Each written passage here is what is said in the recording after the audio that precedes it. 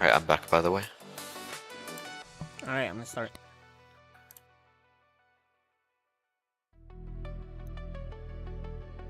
Hey, welcome guys to the FSL Season 10 Individual Championship. Last time we did all of our Code B matches and crowned our Code B winner. We did all of our Code A matches and we crowned our Code A winner. And now we're heading into some Code S matches. We're going to see how far the Code A players can go into the Code S and who will finally start heading into the Grand Finals. Alright, and we're gonna do a quick intro video and then bring back the casters. I believe you're gonna talk to GreatArchon or whoever, so we'll be right back.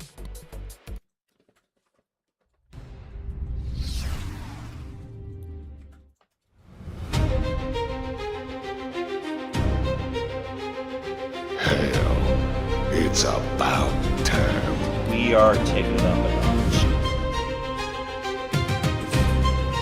Yeah. That's the thing that they got you. So It's up. Each team has 1 point.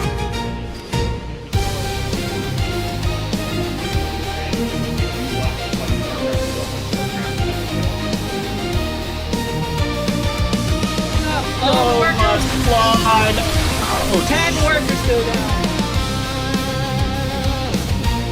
Mine on the dash. I like the idea. That is a very saturated mineral line. Oh, but it hits the overlord. Oh.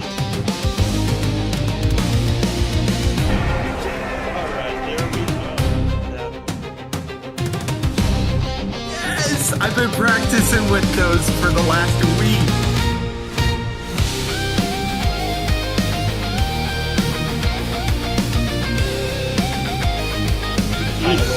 He's got his medication on hand. Oh, but he gets surrounded.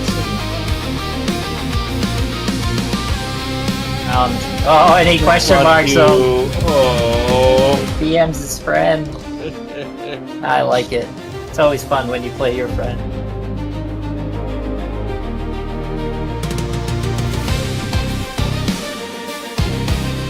Does he have another blink? Very nice. Bruce does have enough to really take on this army. He just needs to blink on top of it.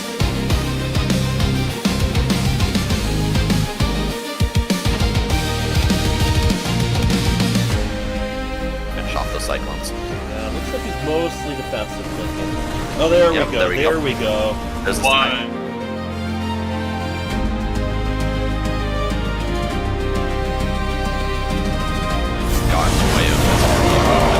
Very nice. Kills it. He's gonna be it. GG's. Oh, Going straight for the workers. Huge economic damage. 24 workers going down.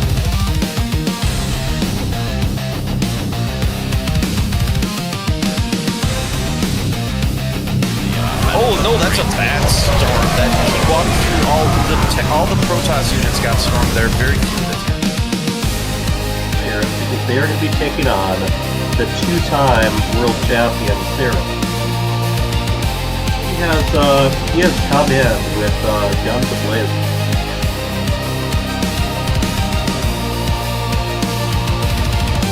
That is currently 30 units. We have the GG.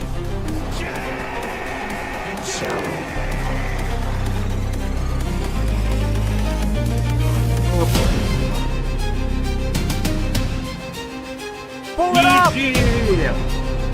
Minnesota Barcraft FSL team manages to get a GG. A very good try overall.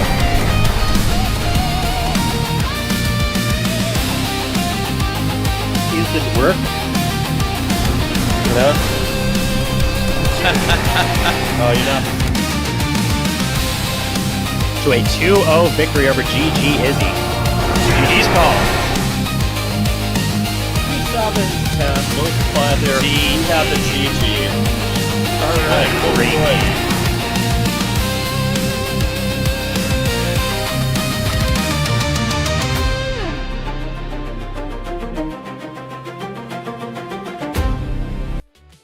FSL Season 10 may have crowned its Team League champions, but the battle is far from over. Now the spotlight shifts to the individual championships, open to every player. This is where reputations are tested and legacies are forged. I think I'm ready. Yeah. Who will be Code S champion?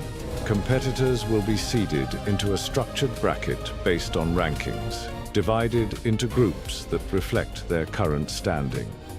Staying true to tradition, the journey begins in Code B, rises through Code A, and ultimately culminates in the elite Code S tier. This is a gauntlet. Each group will fight for survival.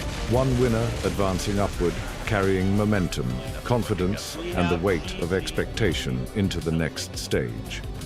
Even when I lost, I was like, damn, this was a fun game. Fun, for the record, is what the F in FSL stands for, so that is a victory no matter what.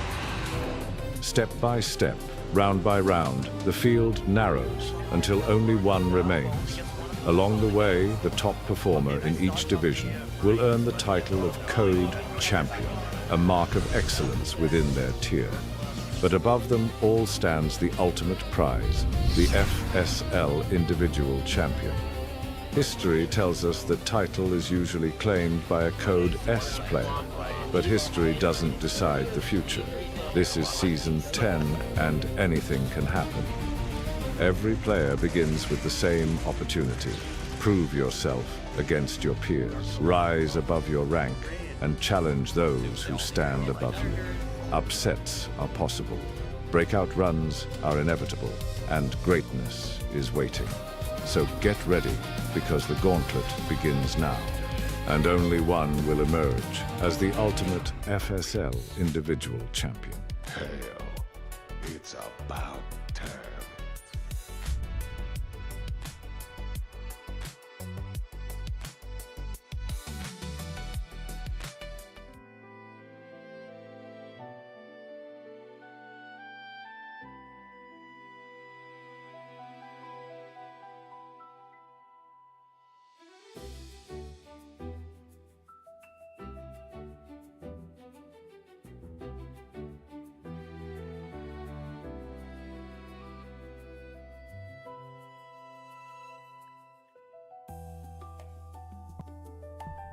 Alright, we're live. Hey guys, welcome to the FSL Season 10 Individual Champions, Code A Champions, and Code S matches. We are heading into will be the grand finals on another broadcast. First up, we have JMPZ versus CrankyToaster, SirMalagant versus the winner of that, Sopuli versus GreatArchon, and then just feeds up and up and up into the bracket here. If we could show the bracket as well, I think that might help visually. Let me get that set up. But go ahead and talk about the matchup if you can. Yeah, some exciting games today. Expecting a lot of great matches. These are our higher level players, and we should see some exciting games. First one up is a TVZ between JMPZ and CrankyToaster. Those players are just deciding their picks and bans right now for the maps. Just doing that like asynchronously, and then we should be able to get into the games as soon as we have those decided. Well, I guess it's you and me talking today. We have a caster shortage today, but who are your favorites from this JMPZ is our Code A champion. CrankyToaster is seated above him. So it'll be interesting to see exactly how far he goes. Yeah. In the chat we have JMPZ winning 3-0 from Stinky Shoe. That is it's gonna be a best of 3. So it's either gonna be a 2-0 or a 2-1 victory for either player. Hoping for a close series for sure. Okay. Yeah. Let me show the bracket, but we're showing JMPC, and we can bring him in. We can chit chat if they're done vetoing. All right. Why don't we get these players in? See if they're ready. 5, 6 spaces. 1, 2, 3, 4. All right, welcome CrankyToaster and JMPZ. How are you guys doing today? I'm tired. And I'm good. this is cold. Excited I worked for the before match. this. I woke up at 8 a.m. and worked until now. Oh my Yeah, I had a God. bit of a hectic morning as well. Hopefully it doesn't interfere with your play. Hopefully not. Yeah, so on screen here we have the bracket. You can see that JMPZ was the Code A champion, and his first match will be against the winner of CrankyToaster and Little Reaper, which is CrankyToaster. It's going to be a TVZ for the ages, or really for the G4 spot. How do you guys feel going into this match? I think I'm cooked because JMPZ's played a lot. I haven't played the game at all. So I think Cranky likes to underestimate himself. That way his expectations are low, but he plays a really strange style of mech usually. So it is something that gets very hard to deal with if you don't know what's coming. So I tried my best to watch some of his games and maybe make some strategies for it. But again, unless you actually play against it, you don't really get to experience it, because he definitely plays a completely different style than almost any Terran player in our league. Well, I definitely know how you feel. I've experienced it firsthand. CrankyToaster's mech is something to be feared for sure. All right, so have you guys decided your picks and bans? Yes. Yeah. All right. So what is the final list of matches we got for you guys, or final list of maps? Ghost River, Tourmaline, and Winter, I think, for last one. Right? Yep. Winter is what we said for last Yeah, one? Winter Madness. Yep. Okay. Ghost River, Tourmaline, and Winter Madness. Okay. Oh, I'm kind of And yeah, scared for Tourmaline because I've never played on that map. Ever. We do also have a tool now that we'll be showing in the later matches here that'll help facilitate the map picks. And it looks very nice as well. So you guys will get to see like visually how these players are picking and banning in the later maps. But yeah, JMPZ versus CrankyToaster. Just adding that to my notes right here. Players, are you ready to head into the first map on Ghost River? Yeah, I just gotta... Please keep it down, I'm gonna be playing, okay? No. So this is the FSL. Originally started as the Family Star League, it turned into the Fun Star League. But from there, CrankyToaster calling out to his family, just kept telling it to keep it down. Really harkens back to our origins as the Family Star League. For sure. I definitely know the pain of having family interfere with my gaming. You know, back in the day, my parents used to reset the Wi-Fi all the time, but they didn't care that I was playing games on Xbox Live. Traumatic. Oh, do you want me to pick my color green and like pink? Do you want to pick red and blue? How do you want to color it? Whatever you guys want. This is the individual championships. Alright. We'll be doing color stuff in the next season with the team league, I think. Alrighty. All right. Let me separate out you players. Is there anything you guys want to say to each other before I do so? Friend. Go easy on. Yeah, right, man. JMPZ is in this to win. I think I'm so cooked, dude. Holy cow. Oh my god. Again, it's that you're underestimating yourself. Oh, dude, I'm like so sleepy. Holy cow. Oh my god. Oh no. All right. No good Johns, luck. no Johns. Good luck, players. Good luck, players. Alright. All right.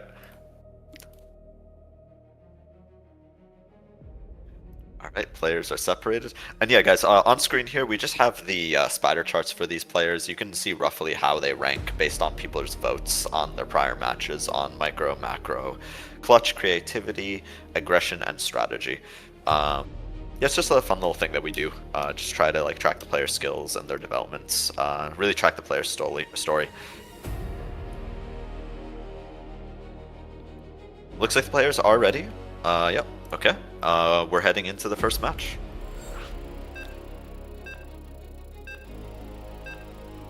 So yeah, after this game, you guys will be able to vote on that as well. We have like some codes that you guys can write in the chat. Just write into the Twitch chat, and you'll be able to rank these players based on those traits. You are watching.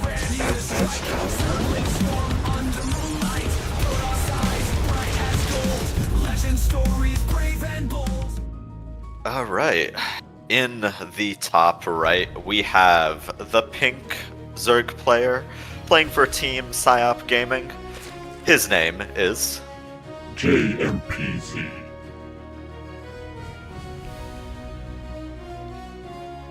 And in the top left, we have the green Terran player also playing for Team Psyop Gaming. Bit of a team kill in this first round. His name is CrankyToaster.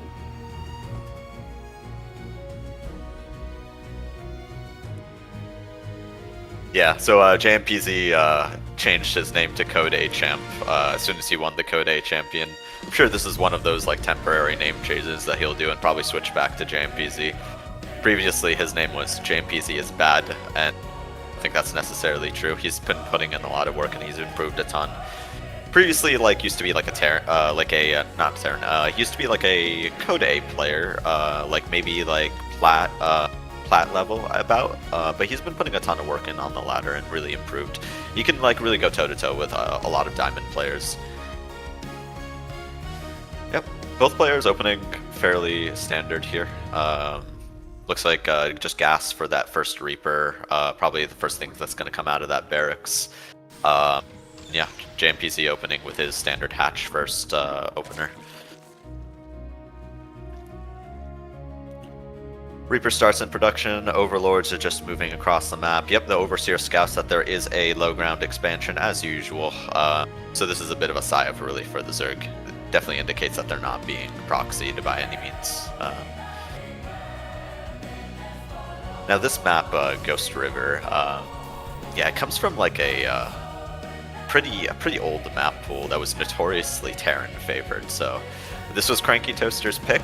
I'm excited to see what he does with this map in particular. But yeah, those rush distances are so short, and the ramps are very bad choke points. You can see that those ramps are blocked by destructible rocks right there. Yeah, and running up them can be very difficult if you have a bunch of melee units. JMPZ looks ready with the first 4 links just to deter that Reaper, just to buy time for the Queen to show up. But that Reaper is going to look to be as annoying as possible to prevent the third from going down at that triangle third. Another reason why this map kind of is not the best for Zerg is just because the map splits very evenly down the center. A lot of the time Zerg wants to mine from their opponent's side of the map, but it's very difficult to do so on this side of the map. And only on one side are you guaranteed about like 6 bases. So there's no like 7th or 8th that you could take on your own side. Yep, JMPZ looks like he really wants to get that drone over there, but he's having a little trouble doing so. It looks like the Queen's running out there to try to escort it, but yeah, getting significant delays there. Battery going down at 35 supply, a little bit later than JMPZ would have liked. Usually that wants to go down at 28 or 30 supply. Hellions coming out for CrankyToaster. Bit of a staple, a very standard opener here, and he's got a starport on the way as well. Probably will swap the starport over, start making some cloaked banshees most likely.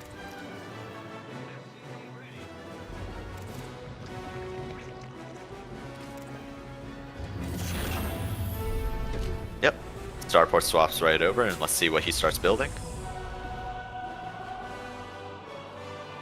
A bit of a delay on the production right here. The keeping us hanging. Yep, and there's the Banshee. Probably Cloak gonna start as well if I had to guess.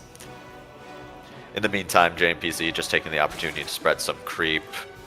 He has a few defensive lings, like a handful really, and then I think he'll go right back to droning, with that 3rd base coming online shortly. Ooh, 3rd CC in the wall before adding additional production. So yeah, this will just help him wall off, but yeah, it's not quite in range of the Overlords. The Overlord is kind of hiding in the dead space right now.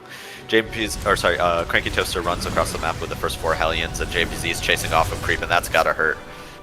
Most of those defensive links already going down, and he's gonna have to make a few more. Meanwhile, CrankyToaster runs pretty deep on creep. Possibly saw the opportunity to dive there, but decided better of it, and just keeps rotating between that ramp and the third base, just trying to make life as difficult as possible for JMPZ. JMPZ's got a lot of queens, he's churning them out. Pretty easy way to defend Hellions in this matchup, just build a lot of queens. They'll take so much damage running in, and you'll be able to keep throwing down Creep Tumor after Creep Tumor. And yeah, this looks like it's going to be mech from CrankyToaster. One Hellion goes down, the queens reposition, and yeah, he just throws down a Creep Tumor yet again. Try to keep that creep spreading.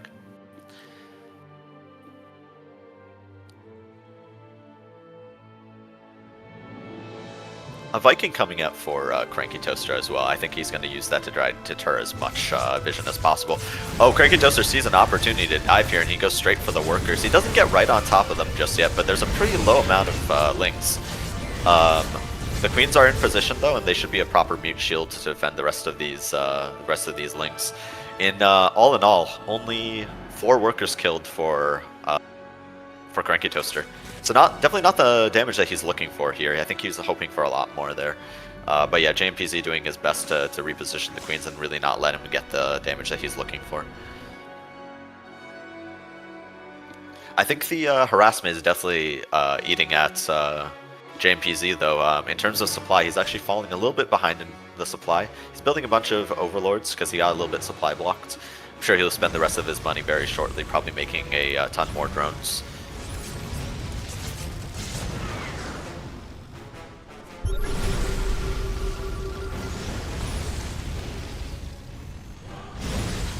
Now, JMPZ can probably infer that he's up against mech here just based on the number of Hellions. These Hellions are about to have Blue Flame that's about to kick right in.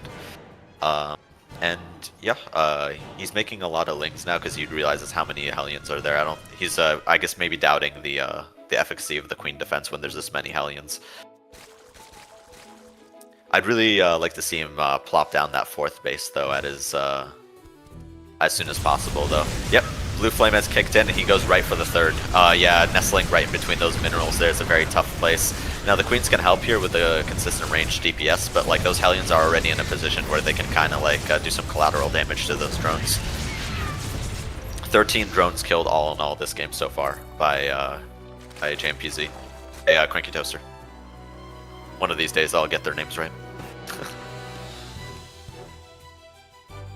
And yeah, just checking JMPZ's vision, he has very little vision of what's going on inside his opponent's main.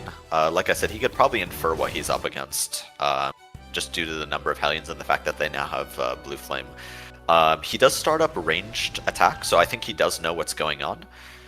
And I'm wondering if he's going to throw down a Roach Warren as well to try to fight this mech army. Hydras do pretty well if they don't get totally destroyed by Hellions, and the siege tanks don't get too much splash damage. But yeah, he's definitely going to want like a lot of units to really swarm this. Yeah, a bunch of lings in production as well. If he can wrap around and avoid those Hellbats, those lings will be very effective versus those tanks.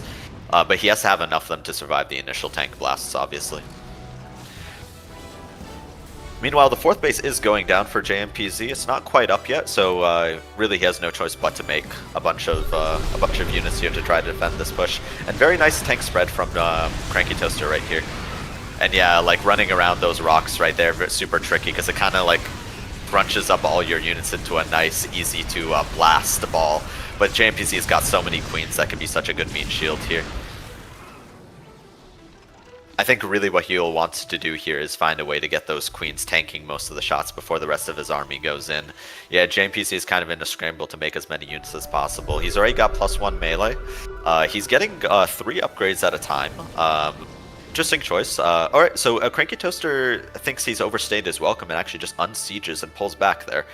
I'm not sure if I totally agree with the move. Maybe he's just looking to regroup his units and then go back in. But yeah, CrankyToaster is a very aggressive Terran player. He definitely doesn't want to give Zerga the opportunity to build up here. Yeah, a bunch of lings getting right on top of all those units. Very few Hellbats, and some of them stuck in transition mode. A lot of those tanks go down for free. But yeah, the rest of them siege up, and now they're doing great damage to the rest of those units. Yeah, JMPZ is like kind of trickling in like a sizable amount of units every time. It's not quite enough to totally overwhelm the army, but it's not like it's not so much that that CrankyToaster can just ignore it either.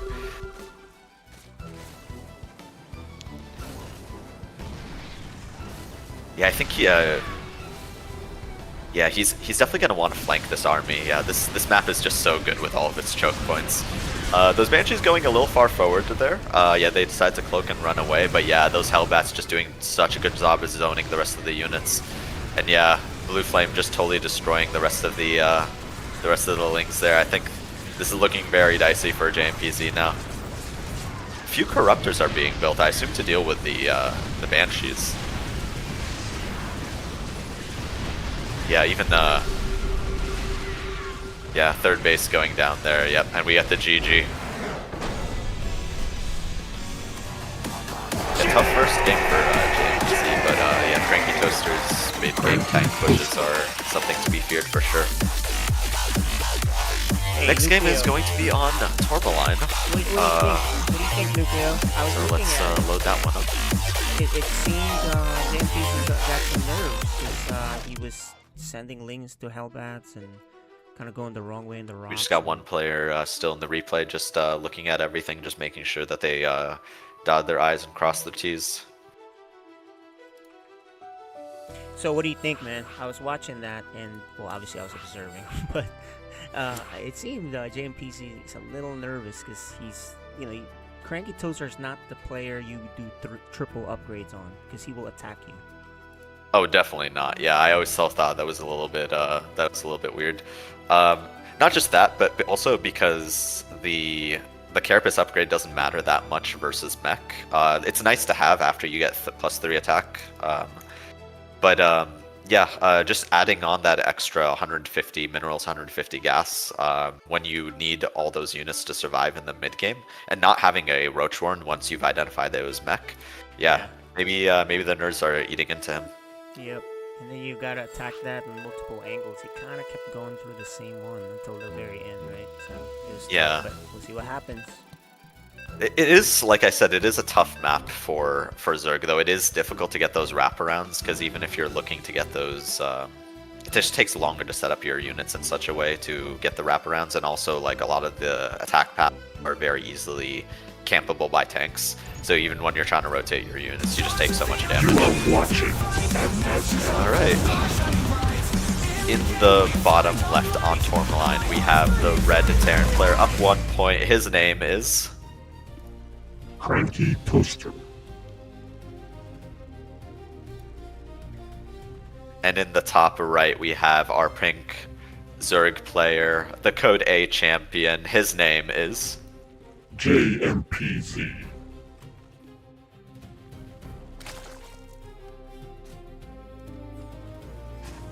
Why does every stream eventually turn into a deep life discussion? I didn't think we were that deep.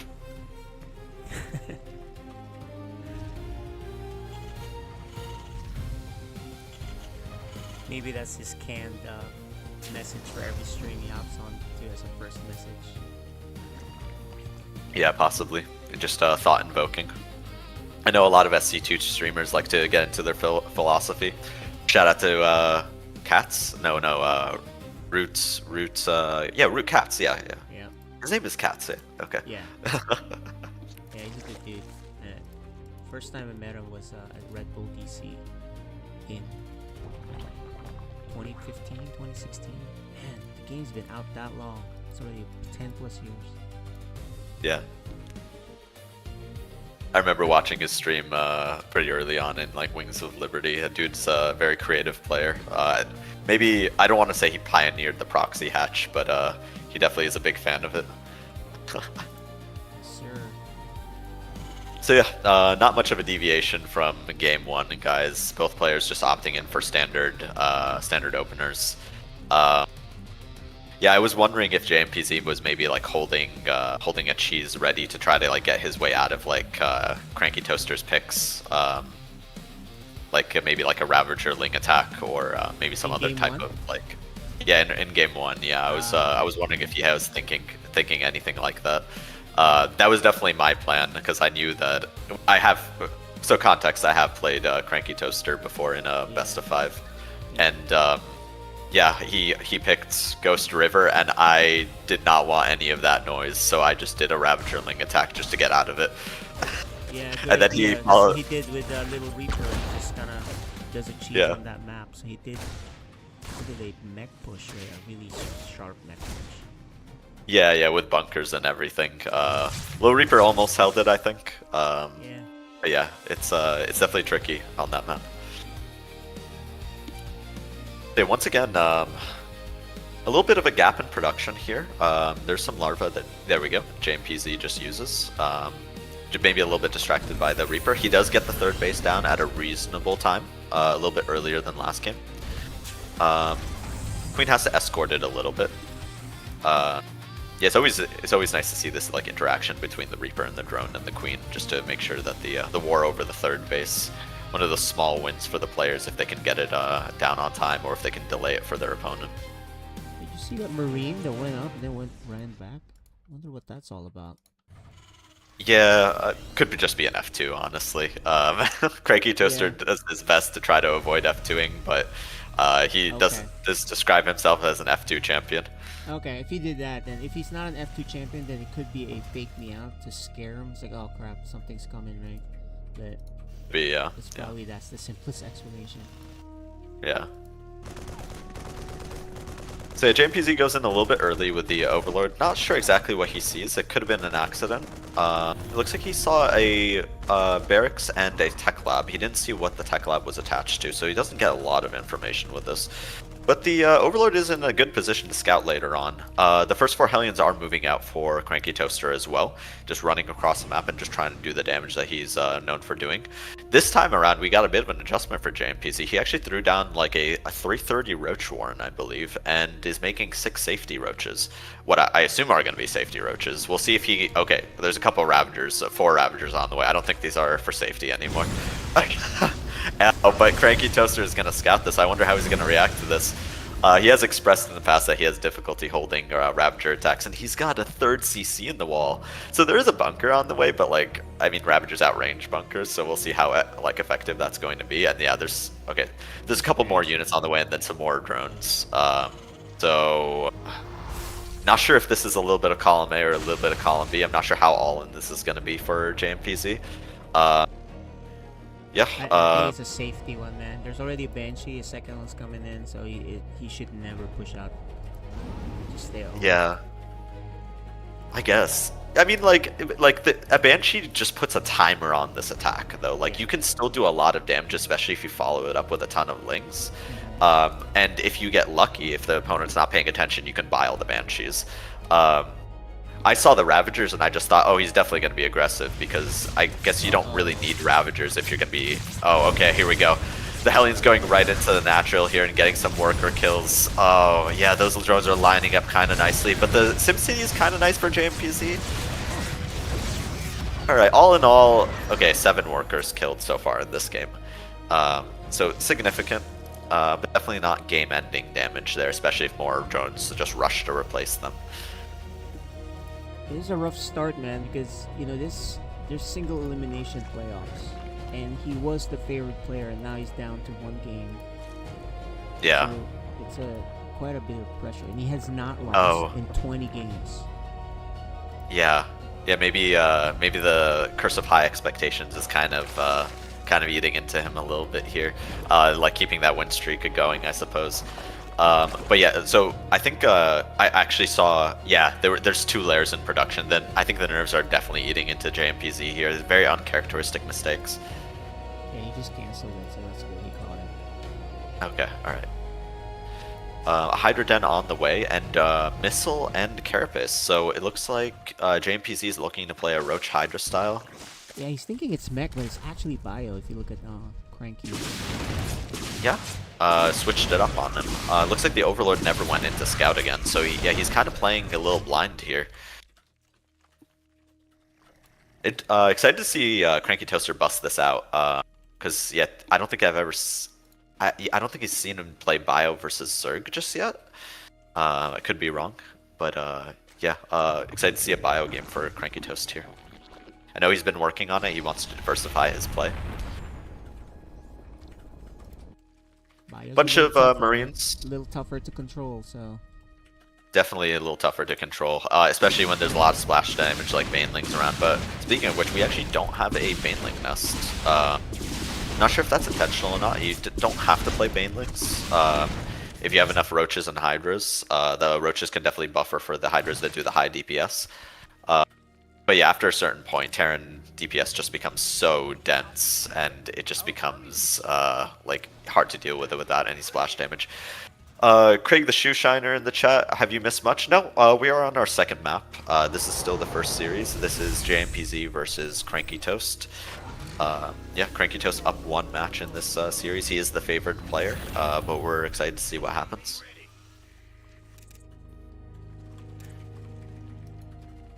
So yeah, JMPZ taking the time. A little bit of leeway he's been given here to drone up his 4th base, but it looks like CrankyToaster is getting ready to push. And I think JMPZ doesn't know that this attack is coming. yeah, he's in trouble if he does not handle this. And this is double the supply army, and it's hard to reproduce. Yeah. For the Zerg if they lose this first battle, this might decide the series. Yeah. So yeah, JMPZ's units are rushing back to the 3rd base, trying to get ready to defend. Those tanks are setting up a decent siege line right here and going straight for the hive. Which is Oh down there. no! Oh no! Why is it down there, right? Oh, and we get the he's just gonna GG. give up- Oh man, what a Oh, brutal second game there. Yeah. CrankyToaster's got to be feeling good about his performance in this series. It's gonna set him up for some nice confidence going into the next one. All right, let's bring these players back in for a quick interview. Well, good game. GG's. Welcome back, players. Welcome back, players. Yeah, nice first series there on Ghost River and Tourmaline.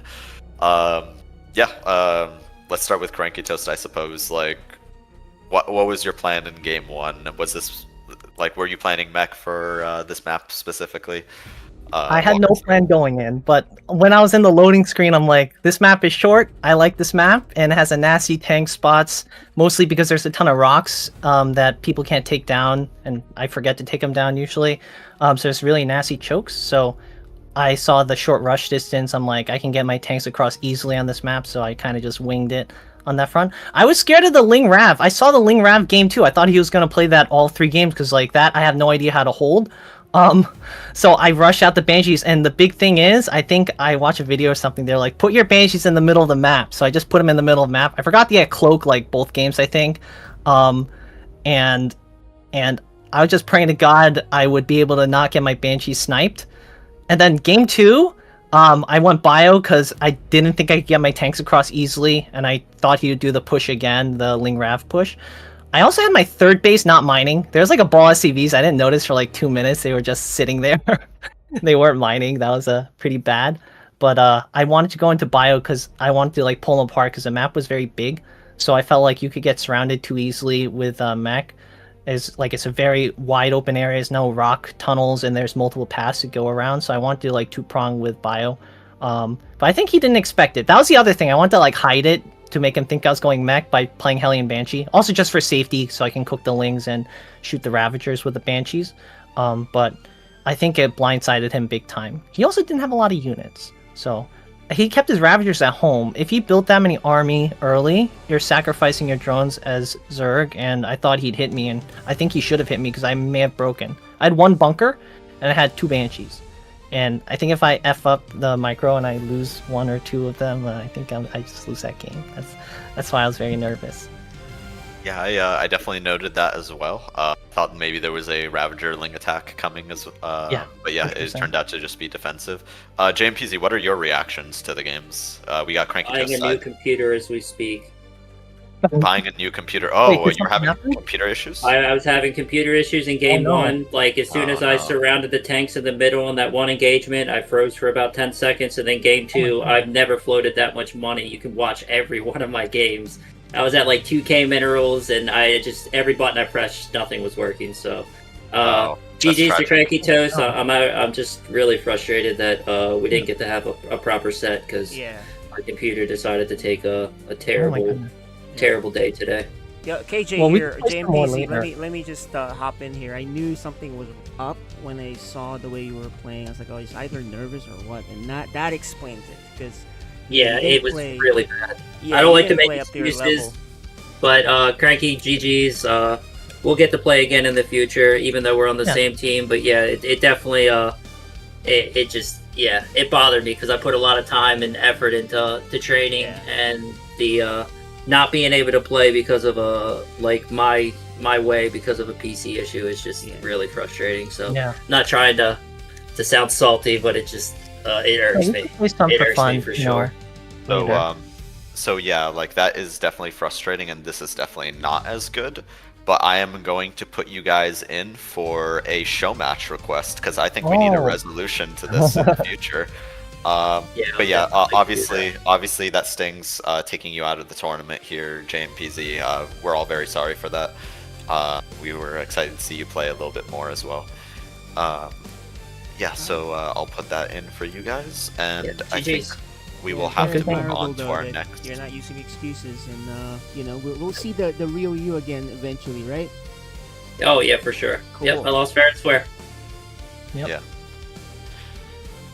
All right. So let's head on into the next set, which is going to be, I believe, Sopuli versus GreatArchon, correct? Yeah, exactly. Let's go message them. But in the meantime, let me show the schedule just to remind us again.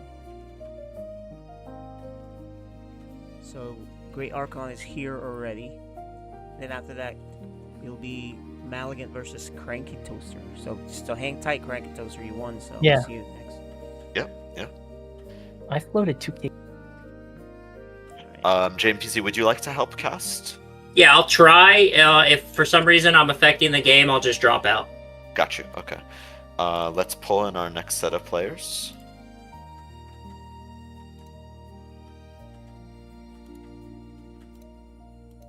All right. So we have Sopuli and GreatArchon here. Let's get them on screen. And it looks like they've already done their picks and bans. Yeah, we just went with pick picks one and other picks two maps. So Yeah, if that works for you guys, then we are yeah, totally okay with it. GreatArchon didn't have any preferences, so I was just like, okay, let's just do it this way. Saves the I headache. said any map is fine. No bans. Fear none, ban none. Love it. All right, so yeah, you guys. This is one of the most anticipated matches, by the way. Sopuli versus GreatArchon. This is going to be another TVZ, a fan favorite, obviously. Have you guys been preparing for this match specifically? Yeah, I've been trying to practice a little bit. yeah, I've been. I have a few things that I've been working on. Nothing too major. Still, I'm just. I'm more been anticipating that like if I get through, then I'm in real trouble when there's like Chatomic, DarkMenace and stuff like that. So I've been more focused on those, maybe a bit, maybe blindsiding this match a little bit. But I still have my TVZ chops in place. So Okay, all right, yeah, love the confidence. And what about you, GreatArchon? I'll just see how the games go. Looking forward to it. The good thing for you, GreatArchon, is if you do get past this, I'm pretty sure it's all Z's until you make the grand finals. I think it's what, besides obviously Cranky and SirMalagant, but since you're up in G3, if you get through this, you're most likely going to be facing a G2 Zerg from NuKLeO and DarkMenace, and then Antoine Q up there as well. So it's definitely a road of bugs to get to the grand finals. So if you get through this, yeah, it should be pretty. Yeah, one important question. Yeah, we definitely have a bit of a Zerg infestation that you'll have to deal with, GreatArchon. So I hope you brought your Borax. Did you guys decide which servers that you were going to play these games on? I think we're doing them all on US. Just so we US don't have to East? keep Is switching. that for you guys? I assume that's going to be the best for you guys. US yeah, Okay. it's All just a bit easier, so we don't have to switch the servers, and I don't have terrible ping on US East. Got you. It's not like unplayable. Yeah, I play a fair amount on. I'm also in the east coast of the U.S. and I play a fair amount on Europe, and it's very playable in my opinion. Yeah, I've been playing a lot on EU. I've actually been enjoying it. I don't really notice much. Yeah. I need to get my car ready to run over some Zerglings, you know? There you go. All right, so we're just looking for the ready from KJ there when he's there. We go. And let's separate out these players. And also we need JMPZ in here as well to help cast. Yep. Sure.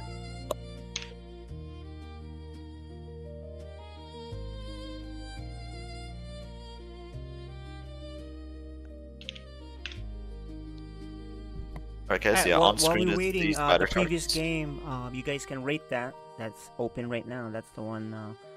Unfortunately, Cranky's gonna get some. Well, not unfortunately. Fortunate for him, but unfortunately for JMPZ, you're gonna get a little bit of knockdown on your ratings. Just more of a mountain to climb back up. All good. That's true.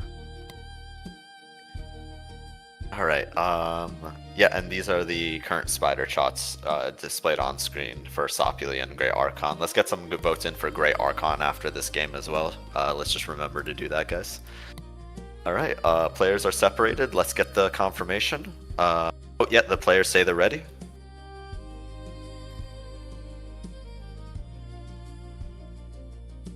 Alright, first map is going to be Tourmaline. I'm a fan of this map. The wide openness, the ability to take a more forward fourth if you want to. So it's definitely, I think, a very good TVZ map. Obviously, as a Z, you never want to expand towards the Terran, but it definitely leads for some good flashes around that 4th or 5th base mark. Yeah, pretty wide open as well, which tends to lend itself in favor of Zerg. For sure. All and right. There's not really many rocks to hide behind. Yeah, for sure. In the bottom left, we have the red Terran player. He plays for Team Angry Space Hairs. His name is... GreatArchon. You want a piece of me, boy?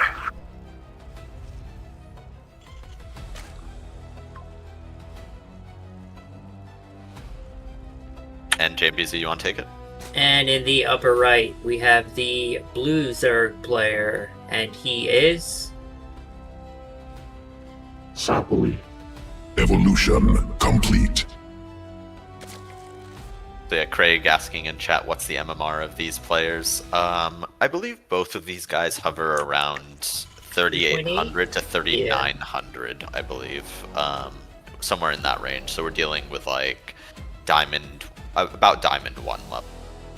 Like, and I know Sopuli definitely had he was a little bit lower when he started a season or two ago, but I know he had an incredible run coming up from Code A, getting really far into Code S. He put in a lot of time. He's a player like me that likes to watch a lot of pros and likes to watch a lot of StarCraft, so it definitely helps learning builds and stuff like that from the pros for sure. Yeah, he is also a Ladder Legends user, so yeah, he's a fan of the coaching. I recommend them as well, guys. By the way, they're a pretty cool crew. The coaches know what they're talking about, and they're definitely a fun community as well. For sure, as a StarCraft player, it's always good to get outside perspective on your game, so you're not just focusing on the wrong thing and flailing, and then just going, why can I never beat Protoss late game? They'll be able to teach you what you did wrong and stuff like that for sure. Yeah, it's very easy to hyperfixate on small things in a StarCraft game that you believe are ruining the game for you. Yeah, and the more emotionally you approach it, the less productive it is, I think. Yep. Looks pretty standard at the moment. Waiting for the Ling speed to start. Oh, it did start. There Okay. we go. Yeah, wasn't sure if he was doing something. The first Overlord just confirms that the hatchery is there and then perches itself on that little tower where it hides. Now, what I like about GreatArchon's gameplay is he might not be the most technical and micro-intensive player in the world, but he likes to set up his siege lines and his, like, army, he is very good at setting it up before the engagement happens. I noticed that when he played against CrankyToaster earlier in the year, and every time he plays a TVT, he's very good at, like, pre-battle prep, I'll call it. Yeah. The setup is definitely the most important for Terran, as compared to any race, I think. Setting up that siege line in advantageous ways, just making it the most difficult for any race to attack into them, because they just trade so efficiently once they got that set up. So Sopuli, interestingly, still hasn't thrown down a third base. Roachwarn goes down at about 320 here.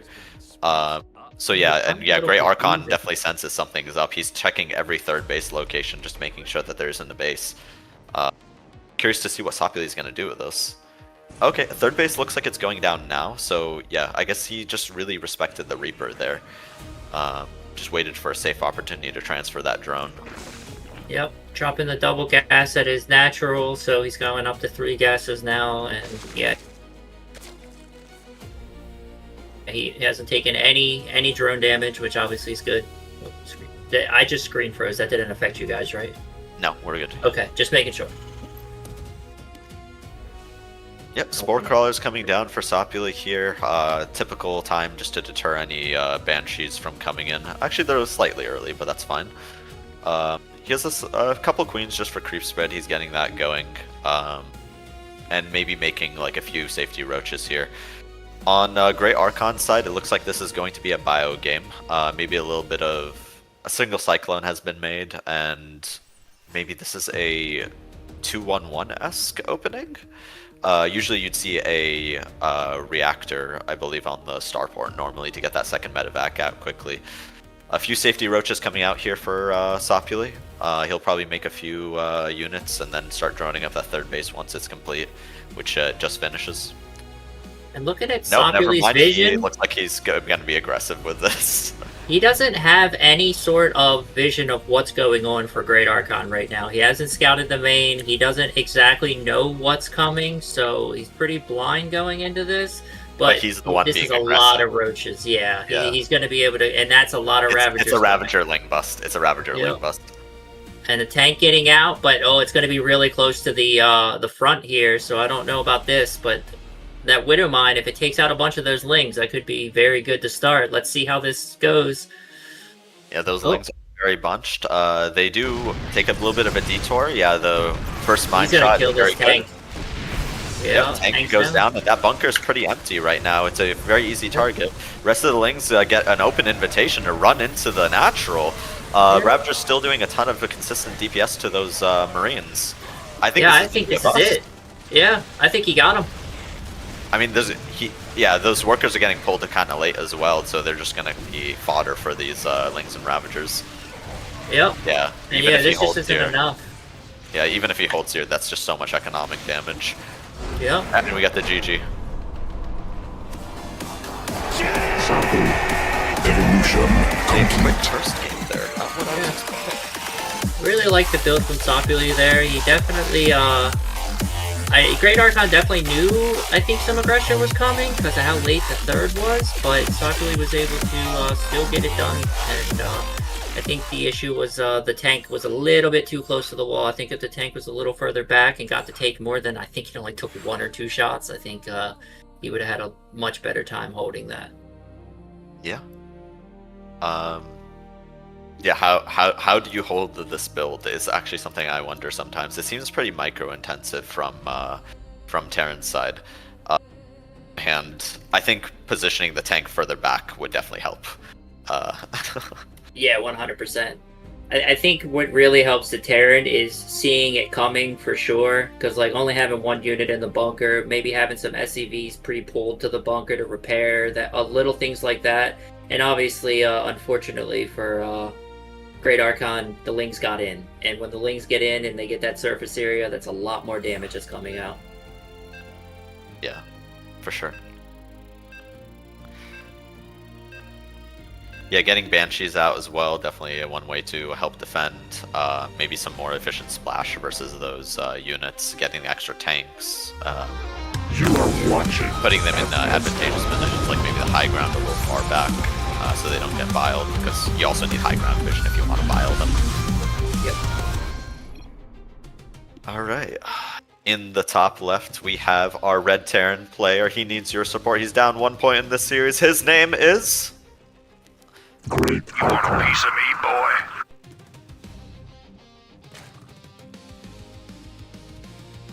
And in the lower right, he's up 1-0, looking for a quick 2-0. He is the Blue Zerg. Sopuli. Evolution complete.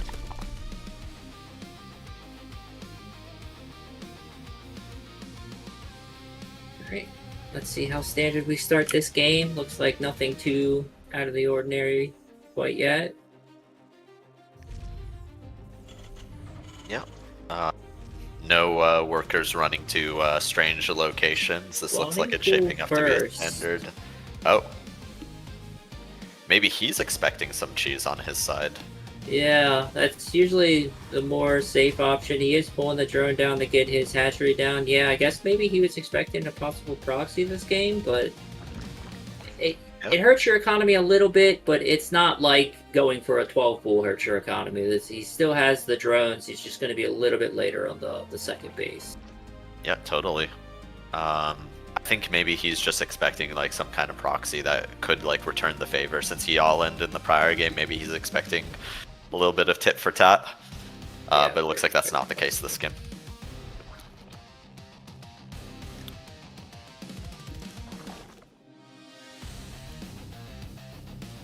Yeah, so the first Reaper is building low ground CC. Yep, this is as standard can be from Terran. Overlords are parking in positions just to see units moving across the map, or proxy units arriving. Drone goes to the third base location, just getting ready to plop that down as soon as he has the minerals for it. This is a... if he throws down that third at 22 supply. Okay, he's making a few drones, but I guess the drone's just very early. Yep, third base goes down. Which is, I think, pretty normal because he started pool first. I think he just wants to get the extra larva going as soon as possible, and now he doesn't have to deal with the Reaper at all. So yeah, 100%. It'll allow him to catch like that up in the larva, I guess. Usually having the second base later, you're down a few larva than you would be if you started it before the pool. But now since he's getting the third early, he'll be able to catch up on that larva. Yeah. Oh, a couple of lings snuck across the map. I totally missed that, and they managed to kill the worker making the bunker. I'd like to see them run to the CC next, because, yeah, there's just add-ons building right now. Yeah, they would be able to stop it, but unfortunately, GreatArchon was able to finish that CC before the lings made their move across. But hey, damage done. One worker for 2 lings. I'll take a trade any day. And he also had to cancel the bunker, so there's another 25. True, yeah. And also just to mess with your opponent a little, just create a little bit of noise for them. Yeah, it's... Yeah, I wonder if we're going to see... Nope, he started making a bunch of stuff. I thought we might see a fast third CC from GreatArchon, but no, he's definitely getting the starport, the tech lab on the racks. Looks like he's making some cars this game. I don't believe... Did he make many Hellions last game? I don't remember seeing many, so I think maybe he's going to use these for more scouting and make sure like there's not like a push like last game for sure. Yeah, I don't think he made many Hellions at all last game. The first couple Hellions and I believe the Reaper are heading across the map right now, just to get a little bit of information. A Roach Warren starts at a similar time this game. I think that'll just be a safety Roach Warren this time around, considering the timing of the third base, but you never really know. If you see an opportunity to all in, you could always change your mind. Yeah, Queen's just playing the body block game with the Hellions, and they're just going to loop around to the other side, making it a little bit difficult for them. Yep. GreatArchon's got his wall up. He's making the Phoenix, or Viking, I should say, to clean out the vision. But he also sees no drones at the third. So... Yeah, by that point you would expect to see a few drones. Okay, they join up just afterwards. Yeah, but I think that's got the alarm bells ringing for GreatArchon because he pulled all the way back home. Starting up Cloak on his Banshees. Yeah, maybe a bit of an overreaction here for GreatArchon. I think, yeah, okay, yeah, so he just runs back, repairs one Hellion, and then runs back out. I think continuing to get that information to confirm whether or not your opponent is actually massing units or if they just took a small break from droning is a little bit more important. What I would really like to see is him. Oh, he's going deep on this creep. Oh yeah, he is. Yeah. He's going. That should be a lot of roasted drones with how many Hellions he's got here. But the target a little off. He's going for the instead. Oh, okay, that's a good hit. Yeah, now the drones are starting to line up here. He just needs to get right on top of them. But the queens are in position now. Okay, another shot on the queen. A few drones go down. Yeah. Not could as bad. Could have been a lot more, but yeah, could have definitely done a lot more. Yeah, see, I would have loved him to drop the 3rd CC in his main here, because once he did that push, he just floated so much. He would already had that 3rd CC pretty much almost built. Yeah, a little unusual here. I think maybe like a little distracted from the micro required to get those drone kills in the first place. Meanwhile, the 4th base is going down for Sopuli. And Infestation Pit, so he's going to get up there early. Yeah, okay, so the CC is on the way. Yeah, he's looking in good shape right now. Yeah, this is a very good position for Zerg. Yeah, if I'm a Zerg player, I'm happy right now. And if you look at the units right now, GreatArchon has 2 Hellions, 1 Banshee, 1 Viking, and 3 Marines. Like, that is not an army that can do any damage. Like, this Banshee's going to try to come across maybe and do some damage, but I think he's got spores in all of his mineral lines, so really, it's not going to be much damage at all. Yeah. Sopuli just making an Overseer and just knowing, making sure he knows what he's up against here. A couple of Banshees are moving out from GreatArchon's side. Yeah, 2 Banshees allows you to one-shot a drone, so with the proper micro, he'll probably be able to get a few drones, even with the Spore Crawlers in the bases. It definitely makes it a little bit more annoying for the Zerg, but the creep spread's starting to spread out, so yeah, Sopuli, even with losing a few drones, he just made 12 more. No matter what these Banshees do, he'll be fine. Yeah. They cloak and the Queens are moving in. The Queens, just moved to meet them. Rest of the army as well. Yeah, it looks like he doesn't quite have an Overseer at home though, so he's just gonna have to retreat to the safety of the Spore Crawlers for the detection. Yep. And he'll be able to kill a few of these drones. Yep. Yeah, there we go. A couple of Overseers morphed, and now the Queens can chase them out of here. Looks like Ravagers are going to be the tech of choice as well. They get cancelled just because they're in fire of the Banshees, but they're probably going to restart again. Ooh, and Infestor's added on relatively early here. He could use a fungal there just to trap the Banshees. He traps 1 and kills 1. Nice pickoff. Always worth it to trade energy for units. Yeah, always. Sopuli has a massive mineral bank right now, and he's going to start trying to throw down all these gases. He's about to be on 8 gases, and yeah, already on Hive. He's going to get out these late game units. There's the Ultra Den, Ultraless Cavern. Yeah, he's definitely going to be able to pump into the late game here very fast. Yeah. Sopuli favoring the Carapace upgrades in this game, as is pretty standard in the ZVT matchup. He has melee on the way as well, but yeah, he got +1 Carapace before +1 melee.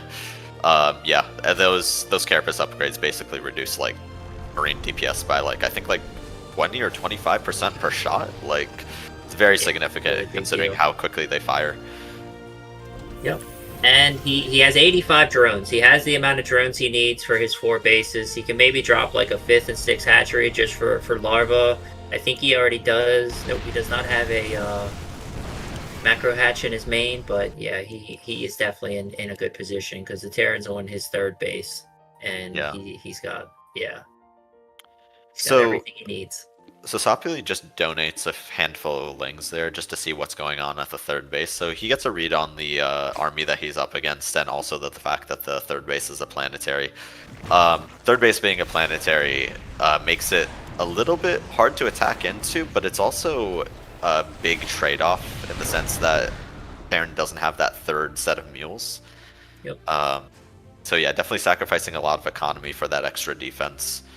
And yeah, we got to contaminate on one of the upgrades. He actually contaminated the the attack upgrade as well. That's a nice little delay there. And yeah, it's the +1 upgrade as well. So yeah, Sopuli's going to be ahead on upgrades as well. He's going to trade so efficiently versus this Terran army.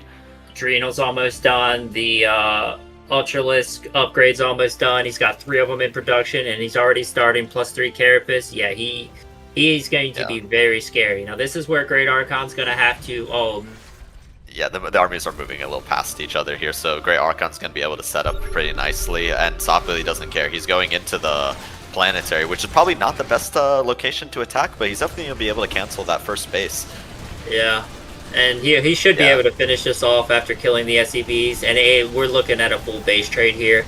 Yeah, just going for it. Depends on how good GreatArchon's going to be able to get his army set up. This is what GreatArchon's good at, is setting up his army correctly, and Sopuli's coming home, so we will see how this works out. But yeah, this is a very scary army from Sopuli, and if he can hit from both sides with like his reinforcements plus what's on the other side of the map, this is going to be a lot of damage. And here they come. That's a lot of lings, and they're going to get right on top of the tanks. Exactly, yeah, a lot of those tanks are very bunched together. The Ultralisk getting right on top of the infantry as well. They're doing their best to step up into that ramp that's just so tight. The Liberators are doing a lot of damage and also some friendly fire from the Ravagers, but yeah, it looks like Sopuli is able to clean up the army in general. Maybe just needs a little bit more anti-air to clean up the rest of it. But yeah, this is no longer a scary army, especially with the Sport Caller doing a lot of pot shots on the way out. Yeah, and Sopuli's still at 3 bases right now, even though he lost his natural and his third, and GreatArchon's basically down to 2 bases. But the scary part here is if you look at the minerals, he's at 15 of 8 and 15 of 12, and as a Terran, you're going to need more than that. Yeah. At this point in time, you're definitely mining out in your main. Yeah, those Ultralisks are just like going right up on top of the infantry as well. Yeah, like and that's a very good BIOS. It's going to kill the tank, and that is GG. GG. Very, very decisive from Sopuli. He was able to not take damage early. Yeah, a very convincing game from Sopuli here. Really showing us why he was promoted to Code S in the first place in Season 9. Yeah. Let's bring those players back for a quick interview. Alright guys, welcome back. Interesting series there. Let's get Sopuli's reaction to Game 1 and Game 2. And I also want to know how much of this was planned. Did you plan your games? Yeah, I had a pretty solid plan on the games. Basically, the first plan was to get GreatArchon like scared or like panicked for the rest of the series. So like I'm gonna do a quick thing, catch him maybe off guard, but the bigger thing was for me the mind game. Like then the second game he can't play as greedy, so I can take my Ultra Rush build. I was floating a lot of minerals there, so it was a macro mistake. It's a pretty new build for me, but yeah, that was the plan. And if it went to Game 3, like the Ultra Rush didn't work, then I would do probably something like a 66 Roach thing, kind of. But yeah. Yeah, we noticed that you opened up pool first as well in the second game. Was that just a safety thing, or was that part of your Ultra Rush build? It's been a part. It's been a new build because, as you can see, most people just sent the Reaper without scouting, so I got a free Marine and a free SCV and cancelled the supply depot, so I really messed his early build up, which means I can more safely again try to take the greed. I was like 4 base full saturation and he was on 3 base, so it's pretty good drone lead, which I can get to like ultras. Got you, yeah. Really throwing your opponent off the rhythm. What about you, GreatArchon? What were your reactions to game 1? So I mean, first game, I saw he was, only 2 bases early, so I was kind of expecting aggression. I saw the Ravagers. I felt like my Marines couldn't really position. I didn't see that he had the Lings with them, so I kind of opened my door to try to engage the Ravagers directly, and that just let the Lings in. And then, yeah, the second game, I wasn't really expecting the Ultralisk. Kind of position-wise, we had a potential base race, but I think he made the right call to come back to, to defend his main. And I tried to kind of get up the ramp, but it didn't really work. Yeah. I think we noticed that also that the siege tanks were like very bunched up as well, and they were behind the rest of your infantry. So maybe under the right circumstances, the splash damage would have been enough, especially if you made some of those, you got some of those tanks into the main as well. But yeah, it was definitely a dicey moment for the both of you guys. I'm sure it was uncomfortable. But yeah, looks like he was able to clean up the army. All right. Why don't we head into our next set, which is going to be Cranky versus SirMalagant, a TVP. Good games, guys. Good games. Good games. GG's, and we'll see you after this, Sopuli, for the winner of this set. Yeah. Good luck.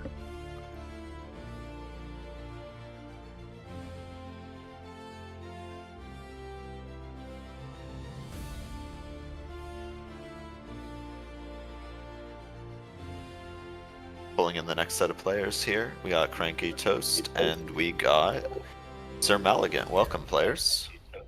Hello. Hello. Welcome back, Cranky. I was taking a nap. Do we have your do you have your video? Yeah, I'm pulling it up. It was on last time, so I had to turn it off. Yeah, it looks like we got you. All Yeah, right, welcome back, Cranky, and welcome, SirMalagant. Yeah, we're going into a TVP here. Have you guys already done your picks and bans? Oh, no. Okay. If you want me to use the tool, can you send me a link?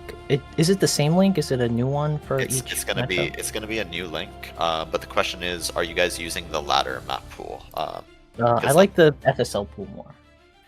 Okay, then maybe we just do this because I don't think the pool is correctly set. Well, Malagant just chatted that he doesn't carry the no maps, so. Okay. Malagant, what do you want to do? Any map is fine. Yeah, see, we don't need to do that. We can skip right on. He's like whatever map works. So guess what, Crank? Well, you want me to pick all of them? Yeah, man, you have the Like, advantage. yeah. It looks like. Okay. All right, sure. I guess Ghost River, my favorite. Let's do that. Okay. What else is there? Ghost River. Where's the map pool? Oh, there it is. I guess Post Youth and Celestial.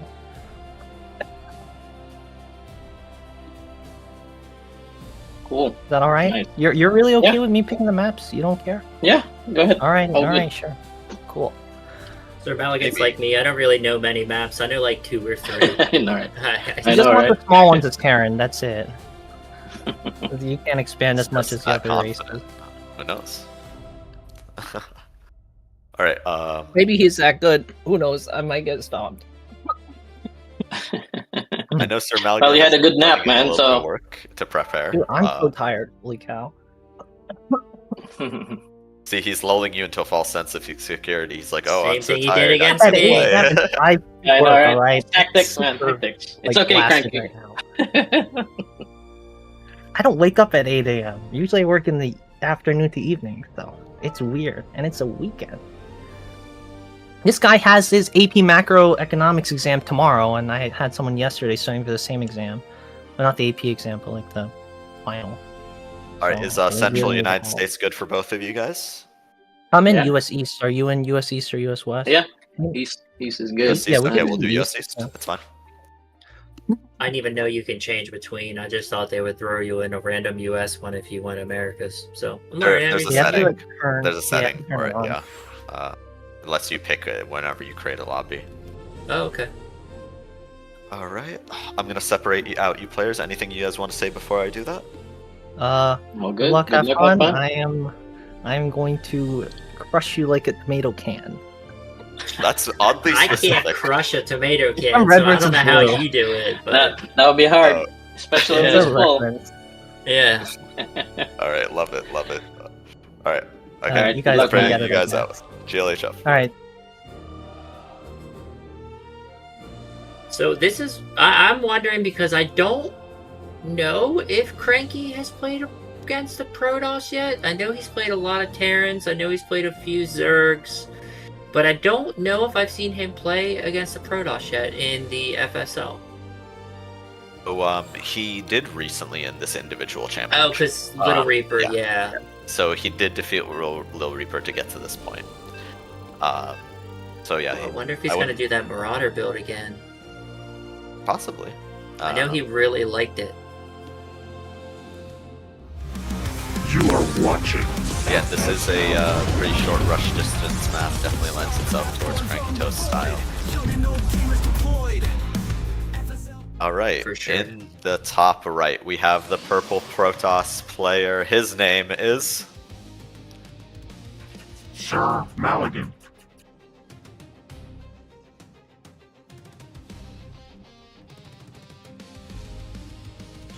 And in the upper left, we have the green Terran, and he is...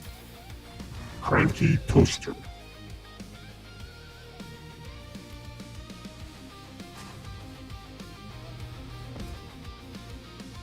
So Cranky being G5 and Malagant being G4, we should have a pretty even matchup here for sure. I'm not quite sure who I would say is favored, because I know SirMalagant likes to do a lot of dedicated practice, like when he knows he's going to play, so he might have taken a look at a lot of CrankyToaster game, and he probably has a build set up in mind. But we shall see. Everything Well, so far looks pretty standard. I'll give you guys some insight. Malagant and I practice Protoss versus Terran a lot, just because we play our races for customs. Gotcha. And he is fantastic against Terran. And he scouts everywhere, so you really can't cheese him with proxies. Yeah, As I you was can about see. to say. I was about to say that SirMalagant is a big fan of the open practice lobbies that we have, and yeah, he's a frequent flyer. Yeah. And so I would say this. To me, he's heavily favored unless he somehow pulls a, you know, like a computer issue like you, unfortunately, JMPZ, or he's just not awake, right? Yeah. So if he's in shape, he's heavily favored in my opinion. Okay. 2-0 is my call. All right. Oh, all right. Insight from the production crew. The production. That's what we need. Yeah, KJ's got all the stats on hand. Yeah, so he knows he's making a very informed decision here. I would be. I want to clarify though. That's not stats between the two. You never really know when two players meet. But Yeah. This is just purely on SirMalagant and how he plays Protoss. Gotcha. Yeah. Well, I noticed SirMalagant likes to do a chrono instantly. He's like, he's the only Protoss I know that does that. I don't know like what the benefit of that is. I guess obviously getting a few extra workers out, but I noticed he likes to do that in all of his games. If you guys watch the Gemini casting and or his All Things Protoss Reddit page, not that I go there, he has mentioned this a few times that chronoing first, based on his testing, gets you more workers right away. Okay. Well, which, There we which go. it does, right? As long as you and it mines, and then you know, even though there's a slight delay with the pylon. I haven't done any Excel spreadsheet test on this, but he's obviously a Grandmaster top player, so. Yeah, I'm gonna listen to him for sure. So it looks like he did block the Reaper cliff, but I don't believe that Cranky went for a Reaper. It looked like he went for a Marine Reactor type build. Yeah, on SirMalagant's side, it looks like he opened with a Robo and then got the Twilight Council here. So I think. Oh, I think that's... he got in! Yeah, he gets in with This the is very Adept, and good. now he gets a full Scout. This is, even if he loses the Adept, this is very valuable information that he's Yep. getting here. And he's still being And he's gonna annoying be with able the to get Shades, too. He's probably gonna, yeah, he's probably gonna He's kill gonna that. get on top the tank. Okay, yeah, The and tank? yeah, Yeah, he's gonna that's, do damage that's to the so tank. annoying. Yeah, it makes it on siege. Hey man, anytime you're doing APM like that, you're definitely not putting it where you want to, that's for sure. Yeah, and he's definitely gonna fake with this. Oh, okay, so he actually does complete the Shade there. I think a little bit of a mistake, but yeah, definitely worth the noise that he Here comes caused the his push opponent from so long as Cranky, he was though. lingering behind it. He does have Zealot charge on the way, but this is going to be very scary with two tanks. Yeah, Charge is being chronoed as well, so he's trying to rush that out as soon as possible. A couple more Yeah. gateways on the way because he does recognize that a push is coming. And another battery, yup. He's going to is see the this same with build, his... guys, against Little Reaper, and actually, I'll tell you Yep. this, Malagant looks a little late. This might be his first game today, so there's a chance he doesn't hold this. Based on Oh, he's not going to his normal spot, though. He's going right for the natural. He's not... If he got to the third spot and Yeah, this is not had looking vision good. above... Yeah, this is going to be very hard to hold. On the one hand, though, his production isn't going to be taking fire, so if these Yeah. gateways actually get online, he might have a chance to get enough units out This is here. going to be super hard to break, though. He's going to have the bunkers down in the Liberator zone. Yeah, I think we're going to see a 1-0 start here for Cranky.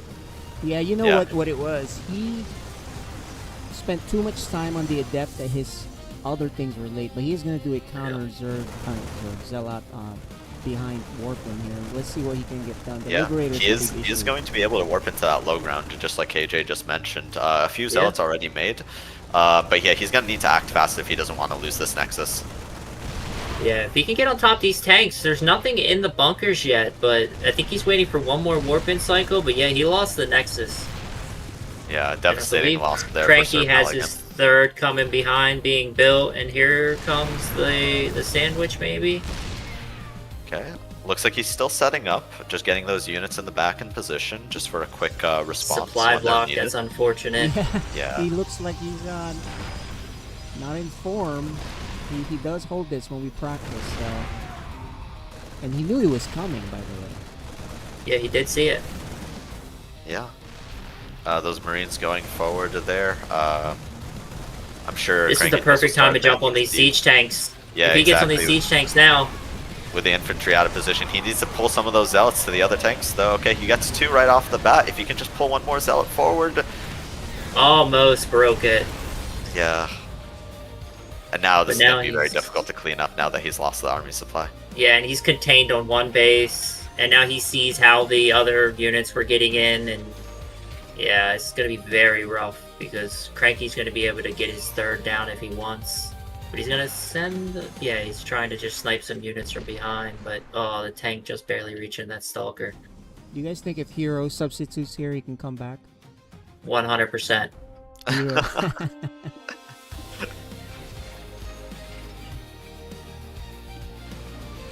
Yeah, I'm trying to think like what shenaniganry Hero would try to pull in this situation, and nothing's come to mind. Yeah, it's just rough with the bunkers. Like he's got a bunker enough for 1 unit each.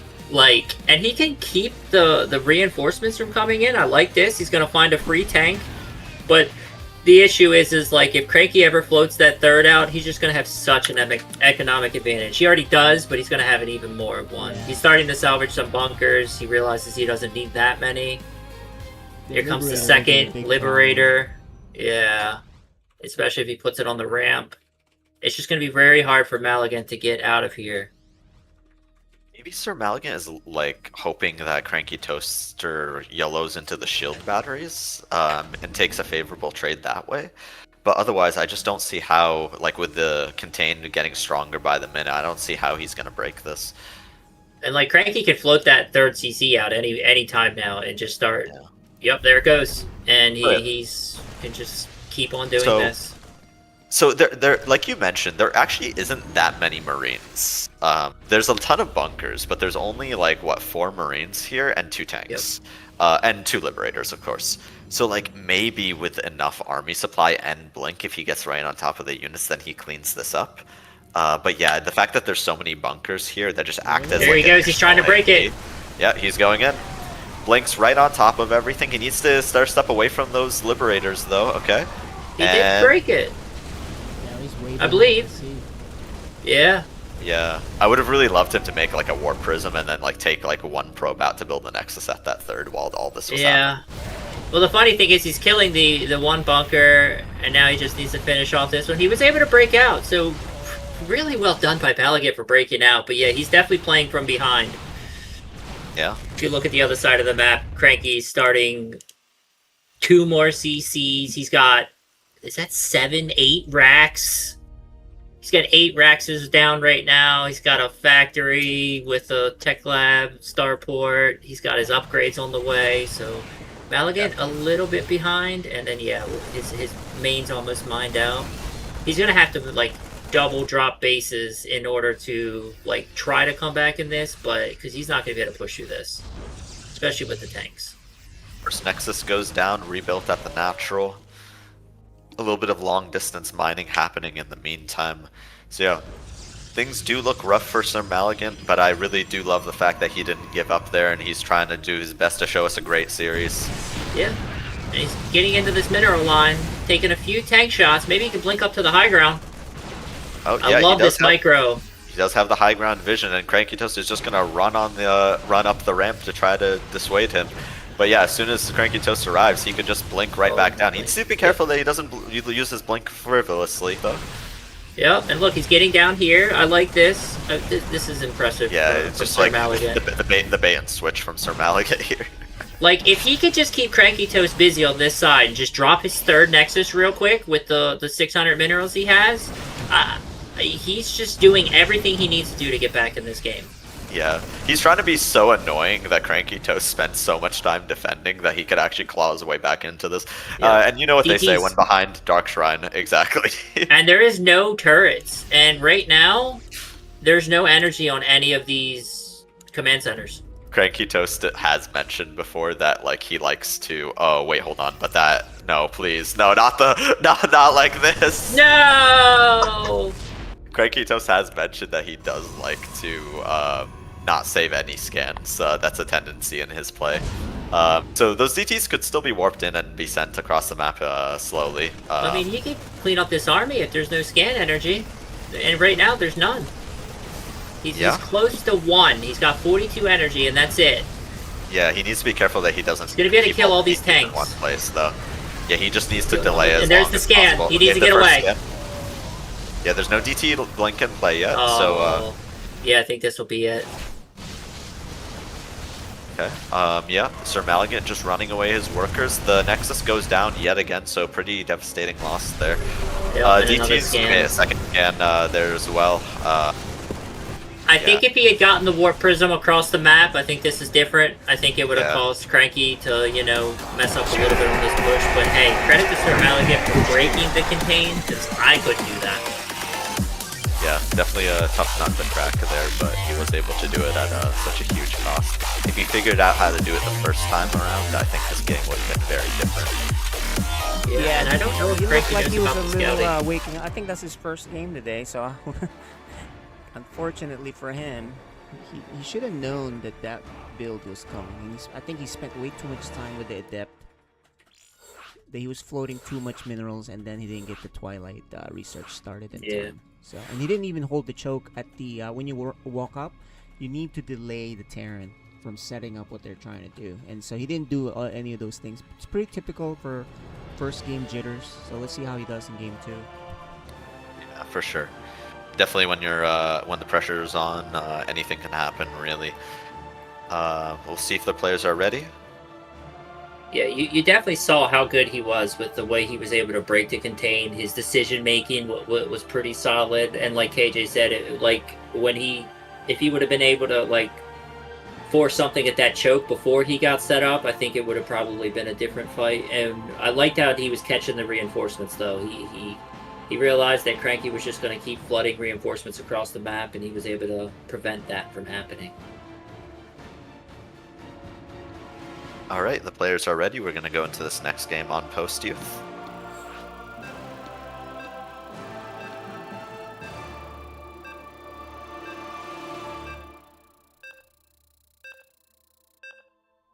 Next time I play random on the ladder, I'm going to have to try this instant chrono stuff and see how it does. You are watching. Yeah, I know Printf is like a bit of a build connoisseur. He maintains spreadsheets of a lot of information. He's very meticulous. I wonder what he thinks about, or if he's got an opinion on this, or if he's just a Cannon Rush, Cannon Rush. Yeah, but he's pretty smart in other regards as well. Alright, in the top right, we have our green Protoss player. He's down 1 point in this series. His name is SirMalagant.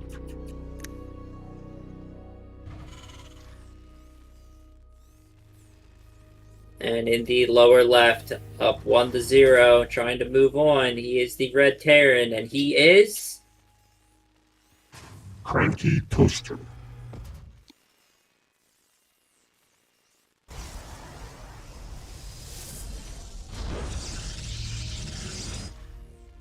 Alright, let's see how Malagant adjusts. Obviously on Post Youth, the inner base is obviously incredibly easy to take, so I don't think we're going to have any shenanigans fighting over the second base. I don't think Cranky's going to make a Reaper unless he wants to try to scout what Malagant's doing, because you pretty much know that they're going to go for Nexus before core here, and I think that's exactly what Malagant's going to do. He's going to try to Nexus. SirMalagant is crossing his eyes, dotting his T's. Wait, no, that's not the saying. Dotting his eyes, crossing his T's. Whatever you want it to be.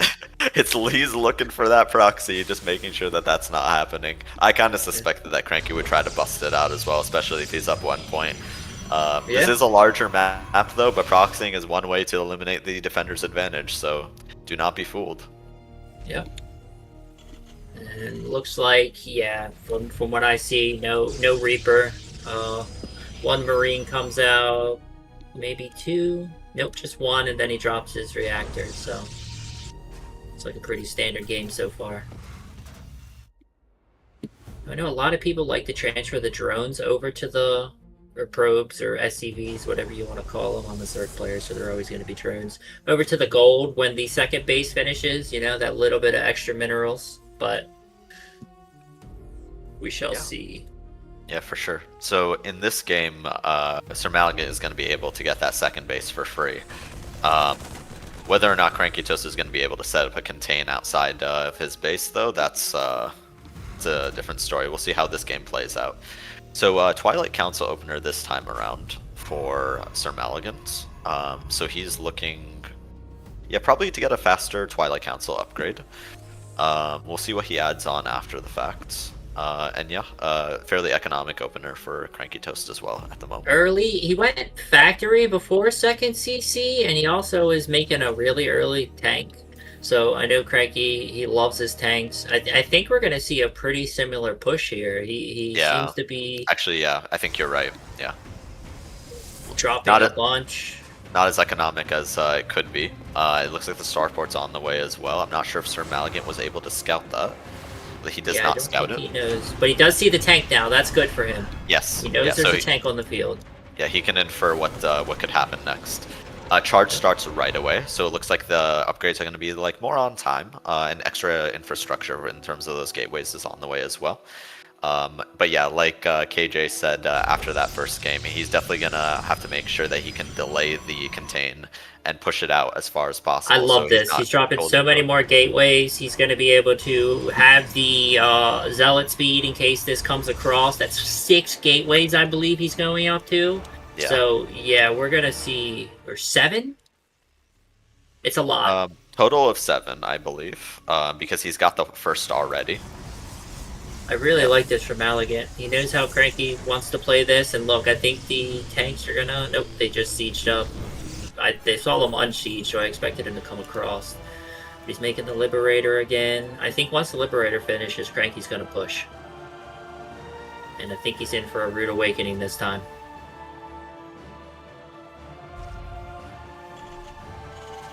And I like where Malagant has placed his Adept. He knows exactly when this is coming. And he sees it. He knows it's the same exact push. And he can just run that Adept forces Cranky to come back, and he can just run away with that Adept if he wants to. He knows it's the same push. Yeah.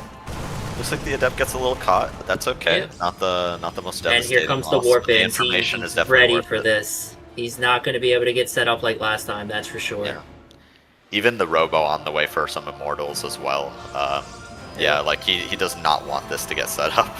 I don't see a world where Cranky gets this set up. He's got a bunch of Stalkers to prevent the, and there it goes. Yeah, and the Zealots are right on top of the infantry already. This is not turning out well for Cranky right here. And he's going to kite the tanks out of the zone, and he's going to be able to kill this with the Stalkers, and Cranky's going to lose all of this, I think. Yeah, so he shaved off a lot of that army. A few of the reinforcements did arrive, but this is not something that is scary at this point for SirMalagant. And here comes the Warpins can do this. The Zealots again, and he's going to be able to kill everything, and he needs to get out of there. Yeah, SirMalagant is just waiting for that blink to finish. Yeah, you could tell he really wanted to blink under that medevac. Yeah. Cranky started his 5th CC, so Malagant definitely has the lead here. He's starting his Observer. I would love him to throw down his 3rd right away. If he could just throw down his 3rd, he'd be in such good shape in this game. And I believe I see the probe going to do it. Look at that. Yeah, Malagant is. Oh, in tries great to position. save the tank with some medevac micro, but he doesn't pick it up in time. Sieges up the tank pretty far back, so yeah, SirMalagant's units won't be able to continue attacking there. Maybe once Blink finishes, he can be annoying by going up to the high ground. The Observer just has to get over there, and a third Nexus on the way for Protoss here. This has got to feel good. Yeah, this is the beauty of StarCraft. You learn what somebody did. It beat you the game before, and now Malagant said absolutely not. Oh, he almost gets that. The Blink is almost there. Oh no, come on. Wait, get it. He's good. He got. Oh, that was a lot of units. Malagant's super far ahead. He didn't reveal the Blink yet either. I mean, he can infer that the Blink is gonna come, but yeah. And something I noticed about Cranky, if you look on the production tab right now and you look at his units, he does not make much out of his starport. He has the reactor, he can make a lot out of it, but he usually chooses to go tank heavy. And yeah, I think Colossus would be a good decision right now, because I think he's going to be forced to make medevacs. And either Colossus or Immortals are both going to be really good into Malagant's army right now. Yeah. I'd like to see the Forgers go down too. He's got the money. Get those upgrades started, because Cranky started his +1 attack. Yeah, SirMalagant is at the front there, and he just blinked right into the main, getting right on top I like of the this. tanks. This is insane. Yeah, Yeah, Cranky's not going to hold this. Alright, we got a series, boys. Malagant with the adjustment. SirMalagant taking the second game back in very convincing fashion. We're going on to the next game on Celestial Enclave.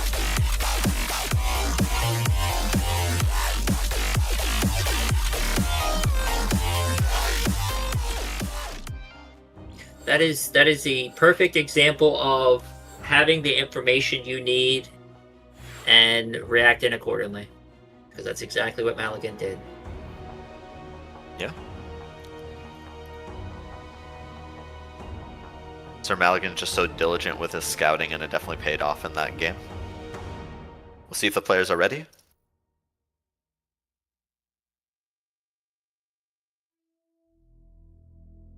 Alright, so in 4 games against Protoss, Cranky has used that build 3 times, and then he used the Monkey Shaman Marauder Rush. Not quite sure if he's going to try it in this game, but yeah. If not, so knowing Cranky as a player, I think he has expressed that he doesn't love playing like the later stages of the game versus Protoss, and mainly he likes playing against Zerg. That's his favorite matchup. He doesn't love TVT, doesn't love TVP. Yeah, I think he's definitely been branching out a little bit, trying to find a few solutions. Alright, in the bottom left we have the green Zerg player taking the last map back with convincing fashion. His name is SirMalagant.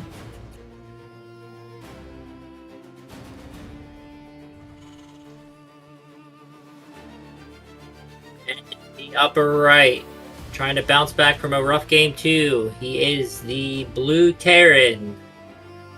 CrankyToaster.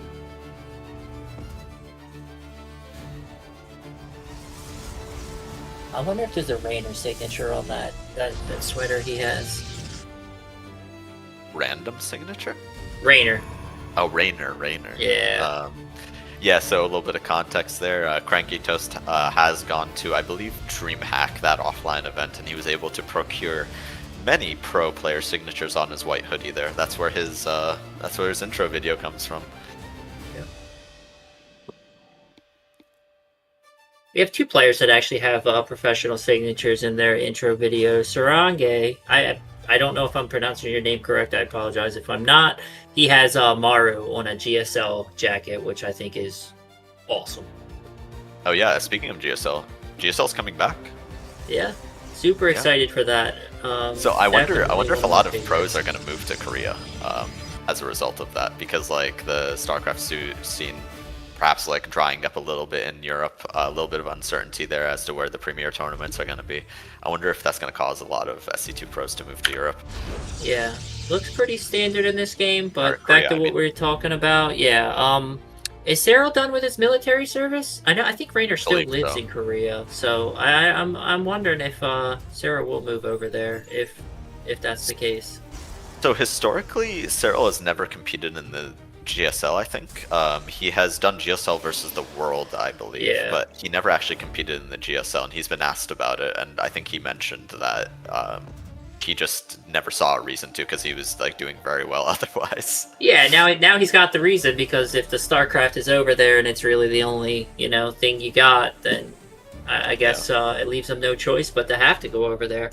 So Malagant taking the pocket base as his second base is a little interesting for me. I guess that will prevent any early siege ups around this front, but it also does cost you 3 mineral packs and a gas.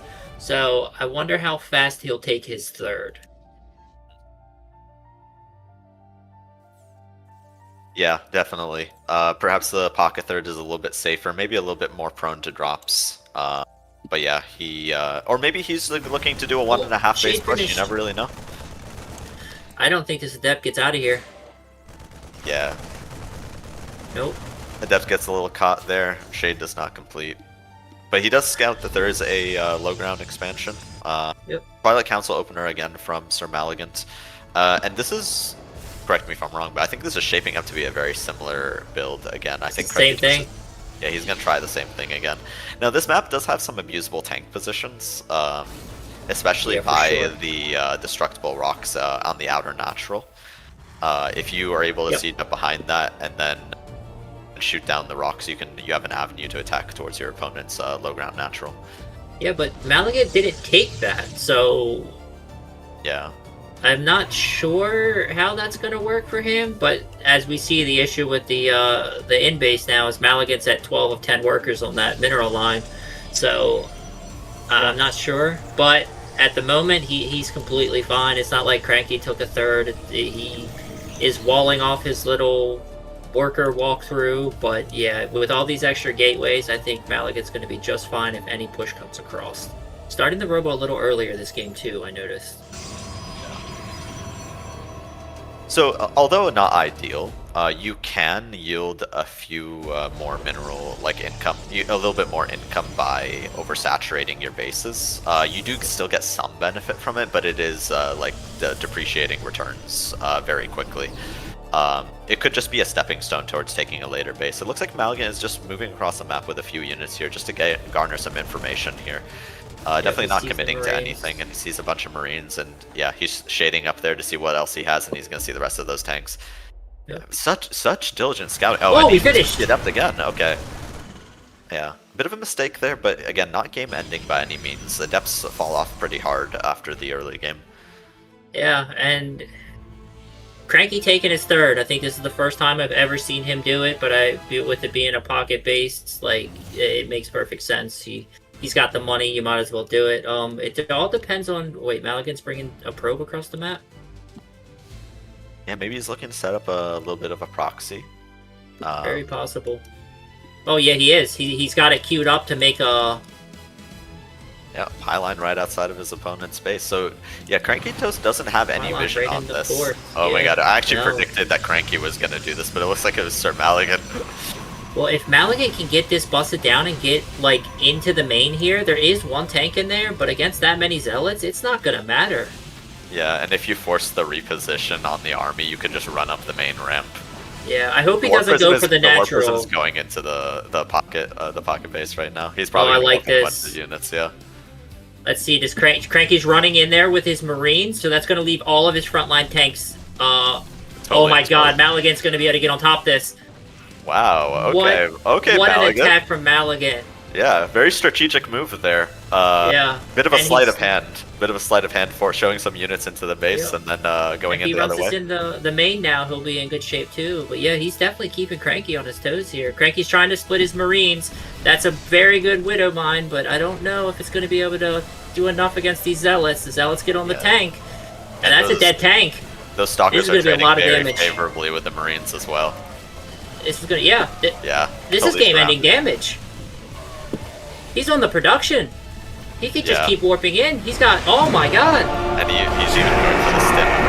KJ, you called it, man. Well, KJ called the 2-0, but yeah, it's pretty close. He called Malagant being very impressive in the PvT matchup because that was, wow. Yeah, for sure. Let's bring in those players for that post-game interview. Hello? Okay, guys. Well played, well played. Yeah, alright, so let's start with SirMalagant. Okay, game 1 was a little rocky there, but yeah, you really showed us the work that you've been putting in. KJ's been saying that you've been doing a lot of practice in TVP and you're fantastic, and I think I am inclined to agree. What were your thoughts in the first game and then the latter two? Because I think the first game was very different for you, but the next two were textbook, and you really drove the whole thing. Yeah, the first game, I usually keep an eye out on the choke for when Theron moves out. And then for some reason, I didn't see him move out. It was too late. I was like, what the heck? So I got sieged in the front. So once you get sieged like that, it's just so hard to break.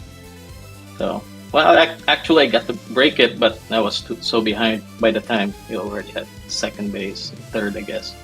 Yeah, we did say that, like, it was impressive that you broke it, but like you're saying, you at that point you were just so far behind that he can just he just was able to snowball it. But I like your adjustments in game 2.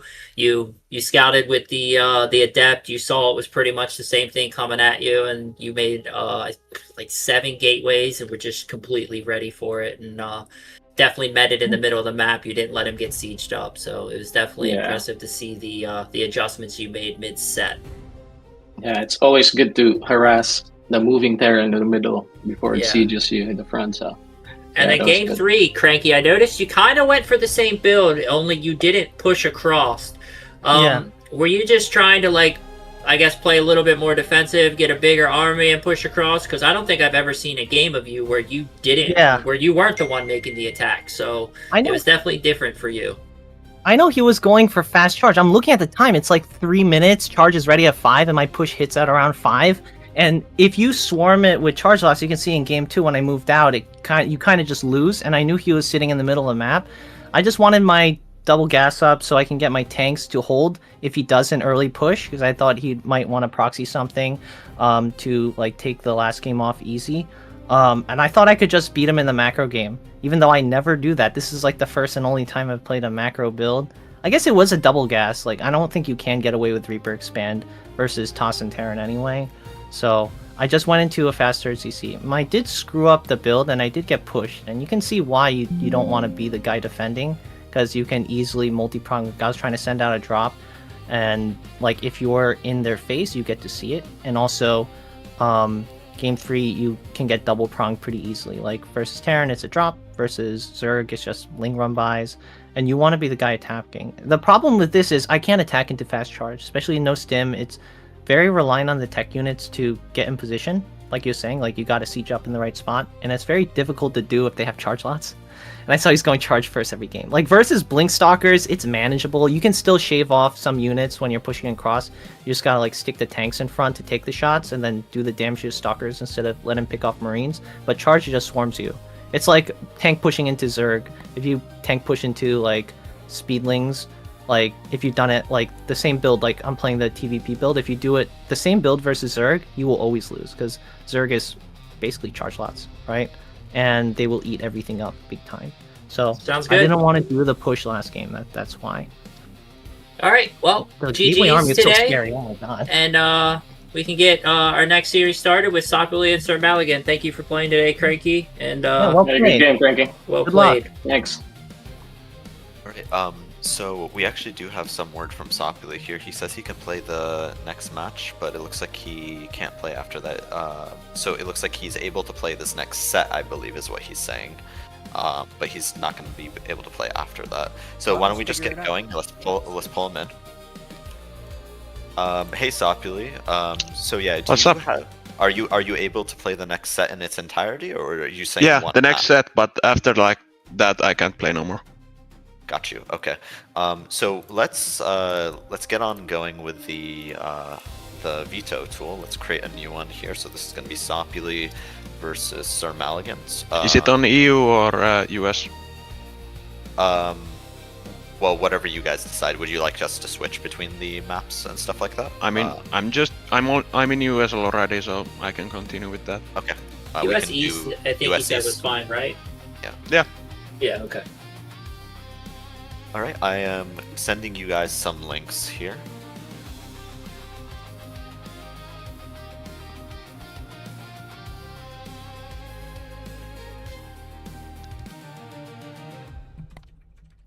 All right, so while they're doing that, after this match, it would be DarkMenace versus NuKLeO.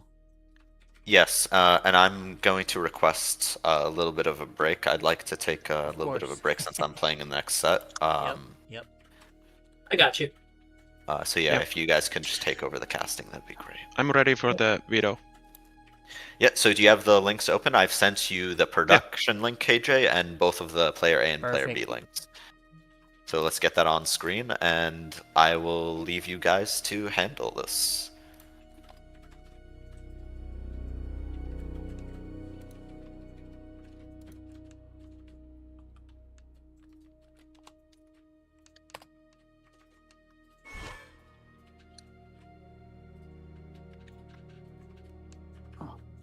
Alright, we're showing on screen the veto process, JMPZ. It's live. Beautiful. Alright, first time we get to see it. I like it. So, Sopuli being the higher rated, does that mean he vetoes first? Yeah. Alright, so Sopuli, go ahead. Start the vetoes. Yep, there's a timer there, so you have a minute. It's on the link's on Discord. I'm gonna pause it and give you the link again. Hold on. Yeah, you can look at the stream right now if you want. You'll see it. Oh, yeah, but he has to Malagant, go press ahead. the buttons. Let me make I sure. got you, yeah. Yeah, let me make sure that they get the links. Did you not get the links yet, Malagant? I'll give it to you. Yeah, I did not. Send it to Discord. Yeah, I have I'm my gonna message Discord. you at Discord right now. Thanks. So yeah, Sopuli did his first one, so Malagant, it'll be your turn when you get the link. Alright, when you're in, I'm gonna start the timer again. Ready? Okay. Go for it. Alright, so it looks like Alk 1 is what I'm gonna call it, is vetoed for Sopuli. Malagant's turn to take one out, see what he decides to take out, even though he said he doesn't really know the maps or care about the maps. It still gives him a choice. Did it go through? Okay, I think it did. Yep, there you go. Alright, so 10,000 feet for Malagant is now gone, so Sopuli will take out Amygdala. Why do these maps got terrible names? Amygdala, right? Amygdala, there you go. Amygdala, yep. Could be. Alright, Mothership is now gone for SirMalagant. Doesn't want to have to guess which base the Zerg is starting at. Doesn't want to have to do the coin flip. It's like Celestial Enclave is gone, so no proxy shenanigans at that pocket base for either player. Looks like Tourmaline is gone, so we'll get probably 2 more vetoes here. One more veto. Let's see. Which one? Taito Citadel is now gone, and last veto for Malagant.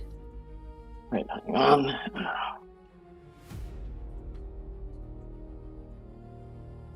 Alright, all good. Alright, and then Malagant picks game 1 because Sopuli got first veto. So the next pick will be game 1. I do like this new feature. It is something that KJ worked on behind the scenes, so as always, thanks to KJ. Thank you, whoever, all the production and all the stuff.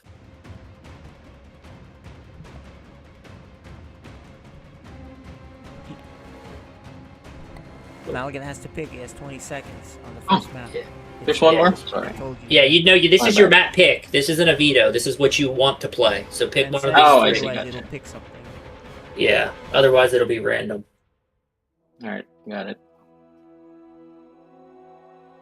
Alright, so it looks like there you go. First map is selected as Old Republic.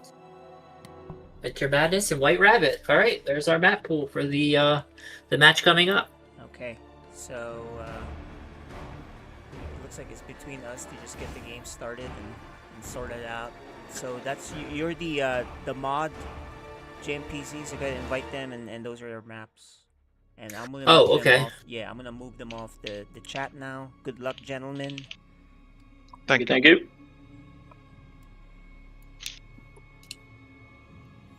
Okay, so they're no longer on the chat with us, which is okay, we cool. Probably should have taken them off.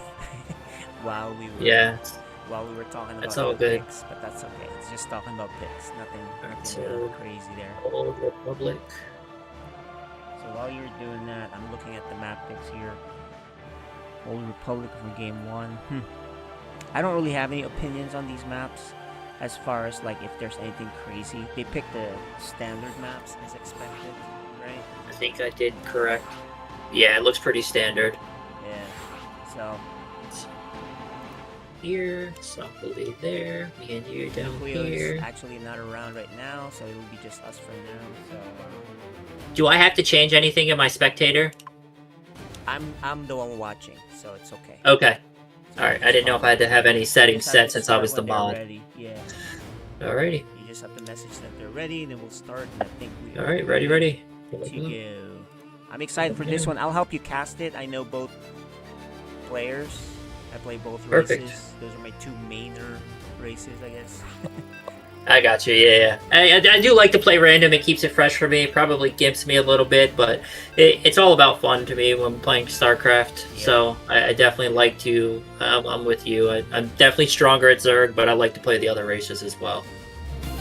You are watching FSL. Loading in the We map. understand the game a bit better playing all the races. Anyway, True, that go ahead with the definitely intros. Alright, in the bottom left, fresh off his win against CrankyToaster, it is the green Protoss, and he is... SirMalagant.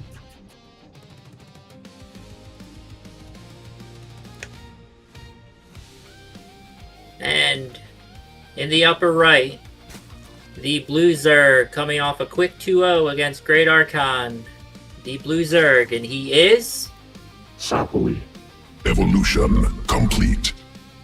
Alright, man. I have some strong opinions on this one, like the last one. But I feel like even better opinion on this one, just because I'll give you history. Me and Malagant played a lot of custom games over the years, over a decade. And I was a Zerg main, and we played non-stop Protoss versus Zerg. And so I know his style. However, after doing FSL, of course I play as Terran. I practice with him now as Terran. But when we were playing Zerg versus Protoss, he is really good with timing builds. That's what you expect from Protoss. Sopuli, we know, is a Serral type player. You know, he'll react and he'll do a cheese once in a while, like we saw. But he's mostly, to me, a reactive Zerg. So I don't know how they're going to line up timing-wise. It's really just the level of the player you're playing against. They've never played each other, so... But if the game goes into a normal game, I feel like if it goes long, Sopuli has the edge because he's pretty solid with, normal Zerg power games. The way he'll lose is some sort of timing attack that he doesn't catch. Malagant is really good with that, but he's not very good with macro. At least at the higher level standards, right? So we'll see what goes, man. What do you think?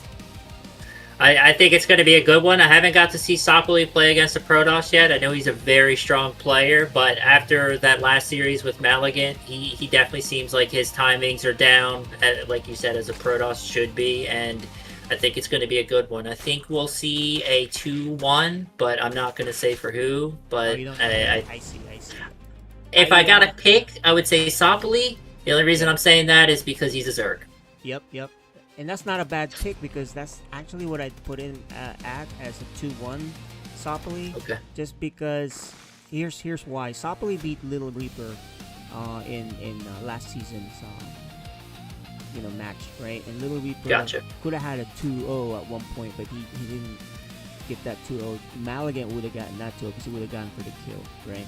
Because Malagant will go for the kill. But I feel like Little Reaper is a little bit better than Malagant in terms of the Protoss play. But versus Zerg, I'm not sure. So I think I'm going to pick Sopuli 2-1.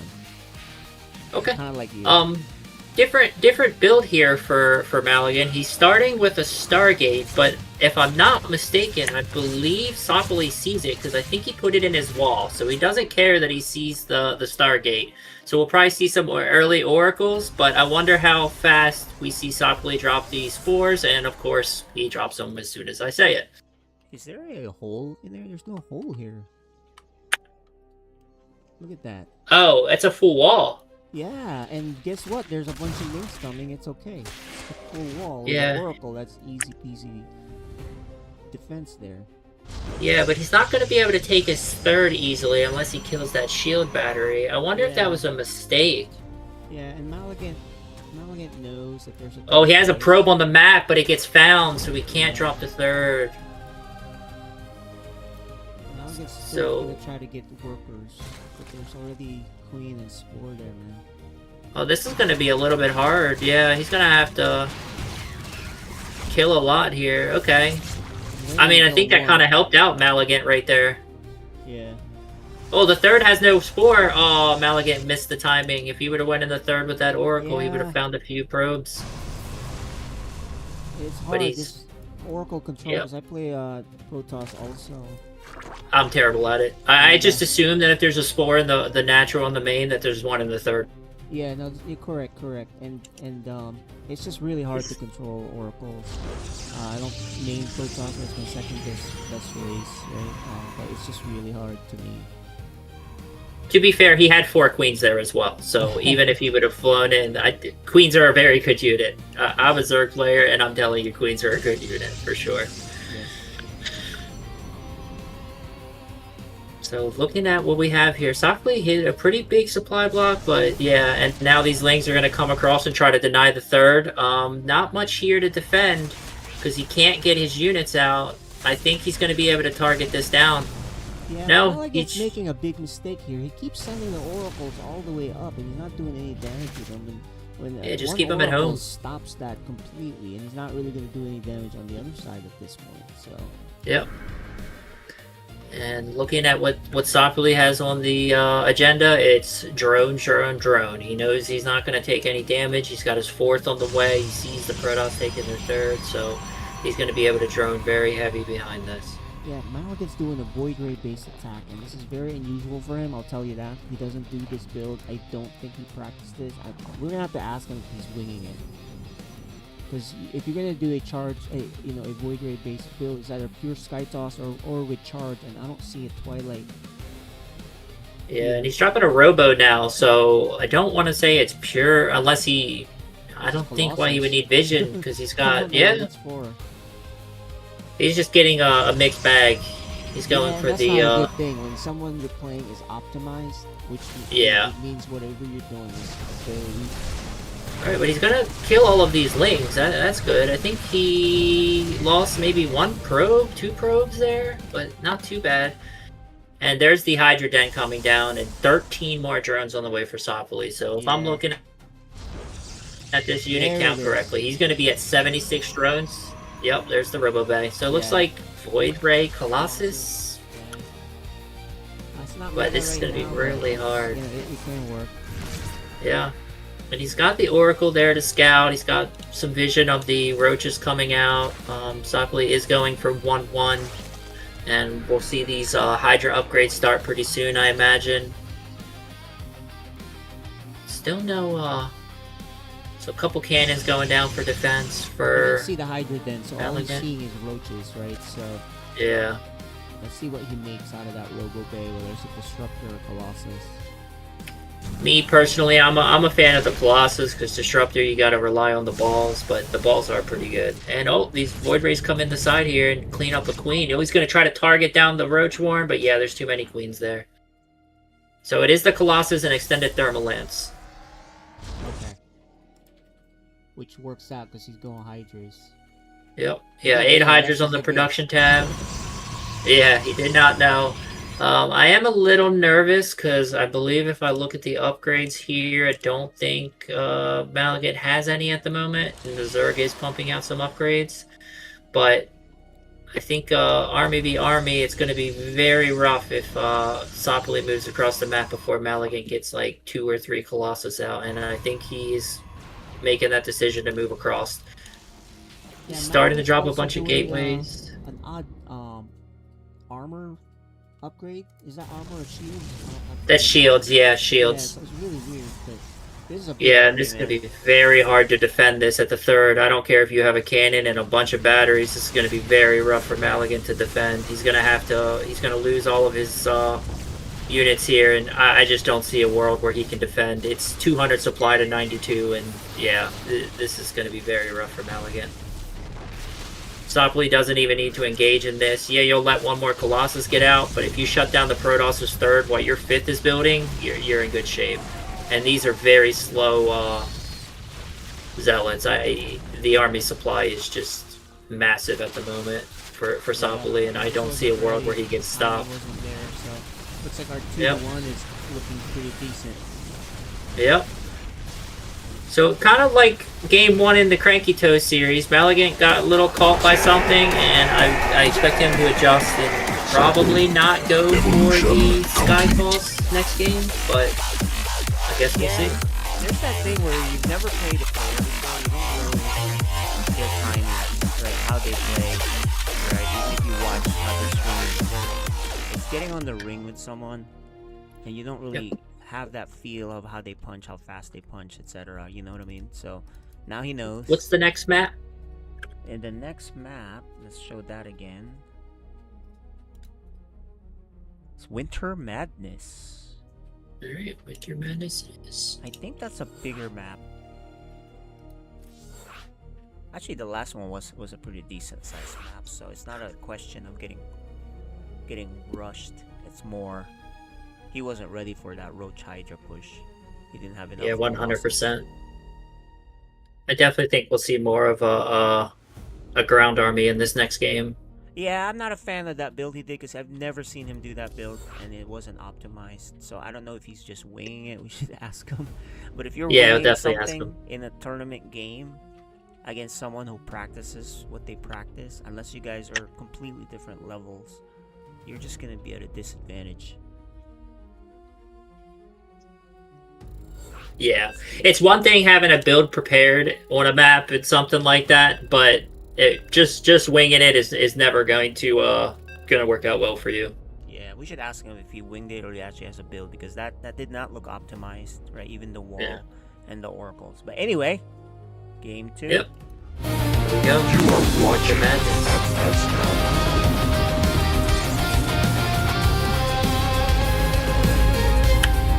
Alrighty. In the bottom right, he needs your support. Down 0-1. It is the green Protoss. And he is... SirMalagant.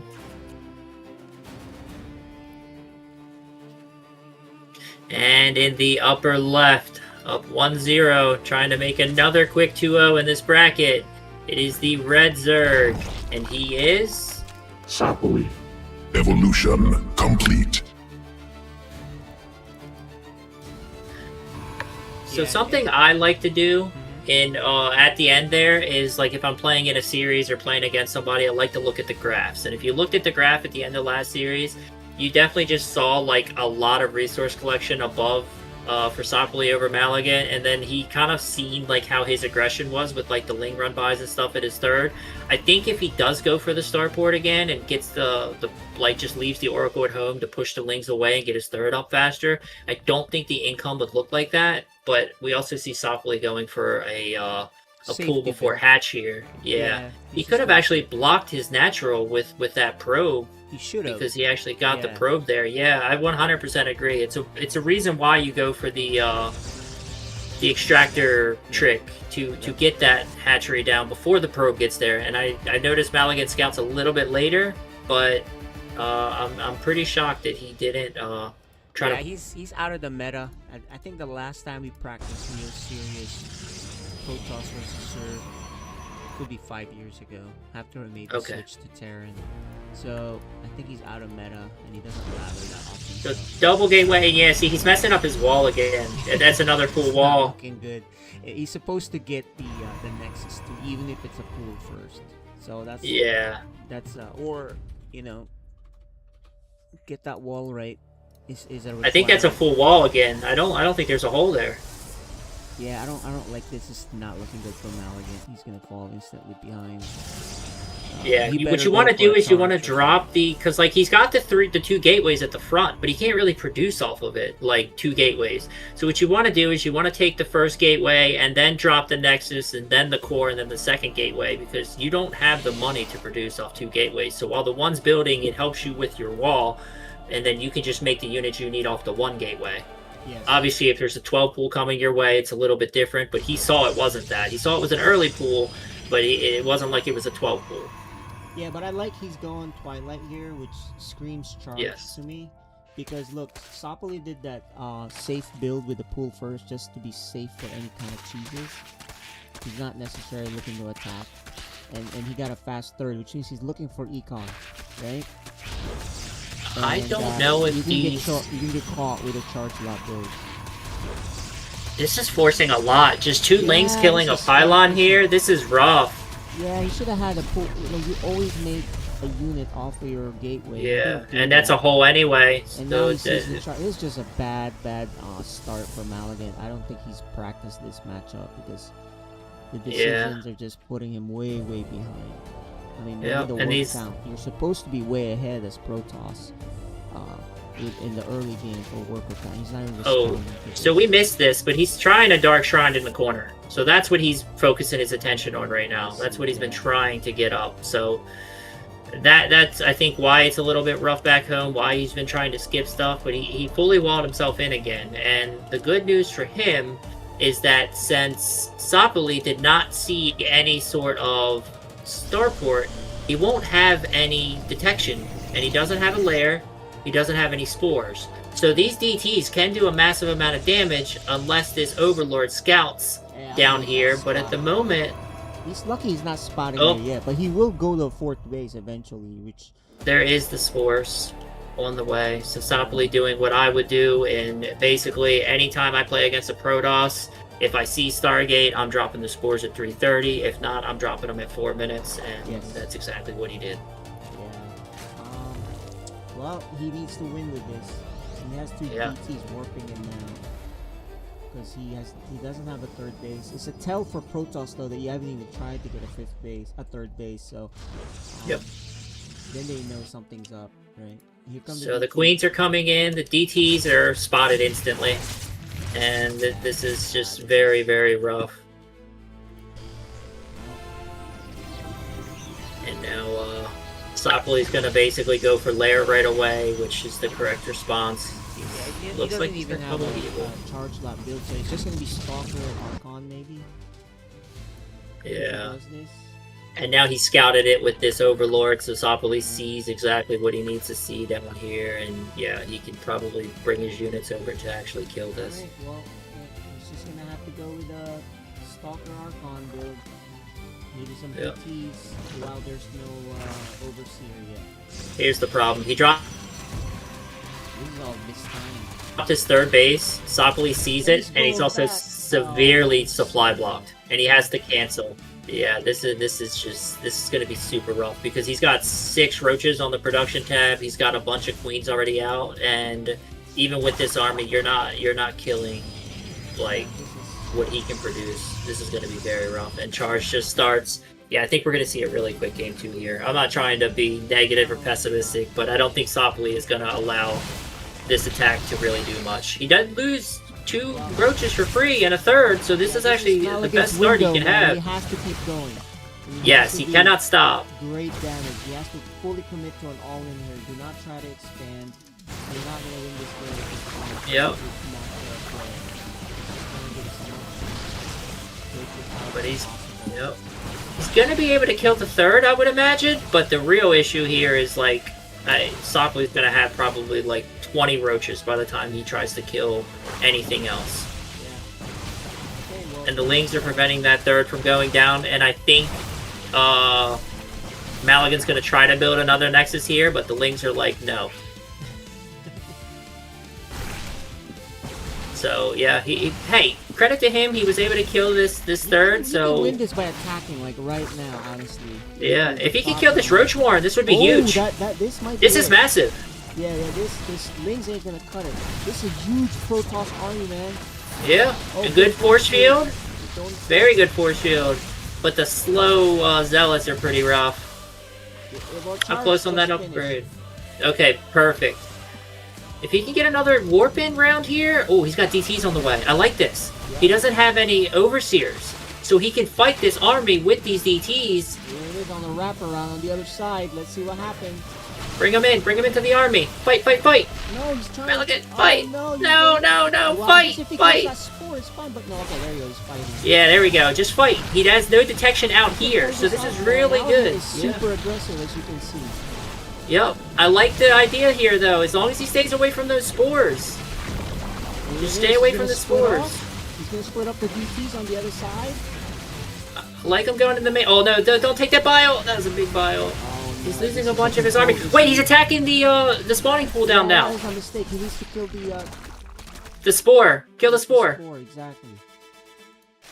He got the spore. Now, but there is an overseer on the way. Yeah, he's gonna get some damage. But again, this is he almost did it.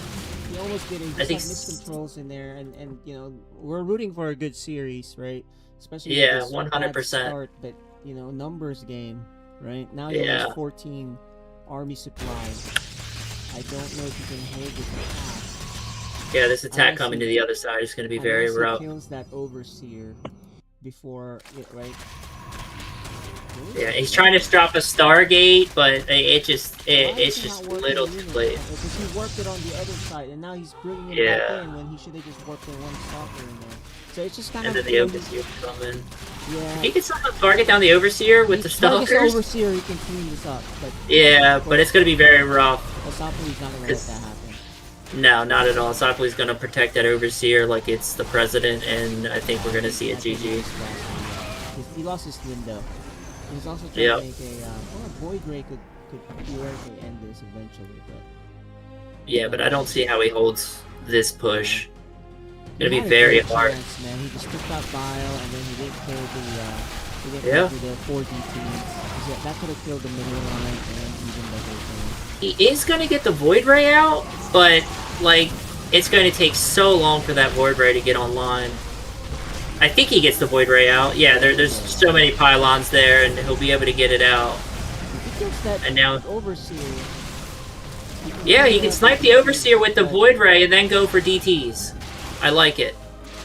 I think he's trying to. No, I think that idea was just in my head.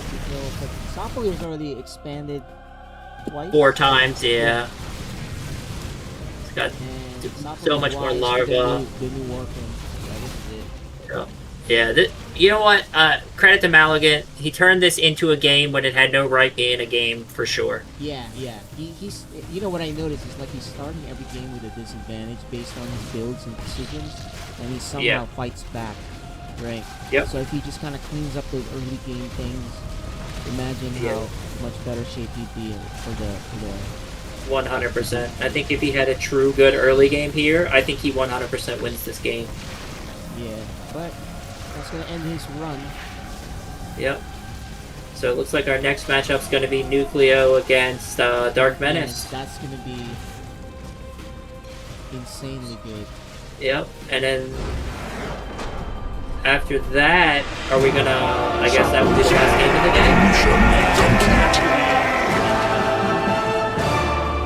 That'll let Sopuli play in the next one. So if Sopuli, you know, we'll have to ask the admins if they want to allow that postponement, but yeah, but we'll see because there is a schedule they're supposed to play. So yep. Well, let's get back. Let's get them in here for the interview real quick. I know both of them gotta go.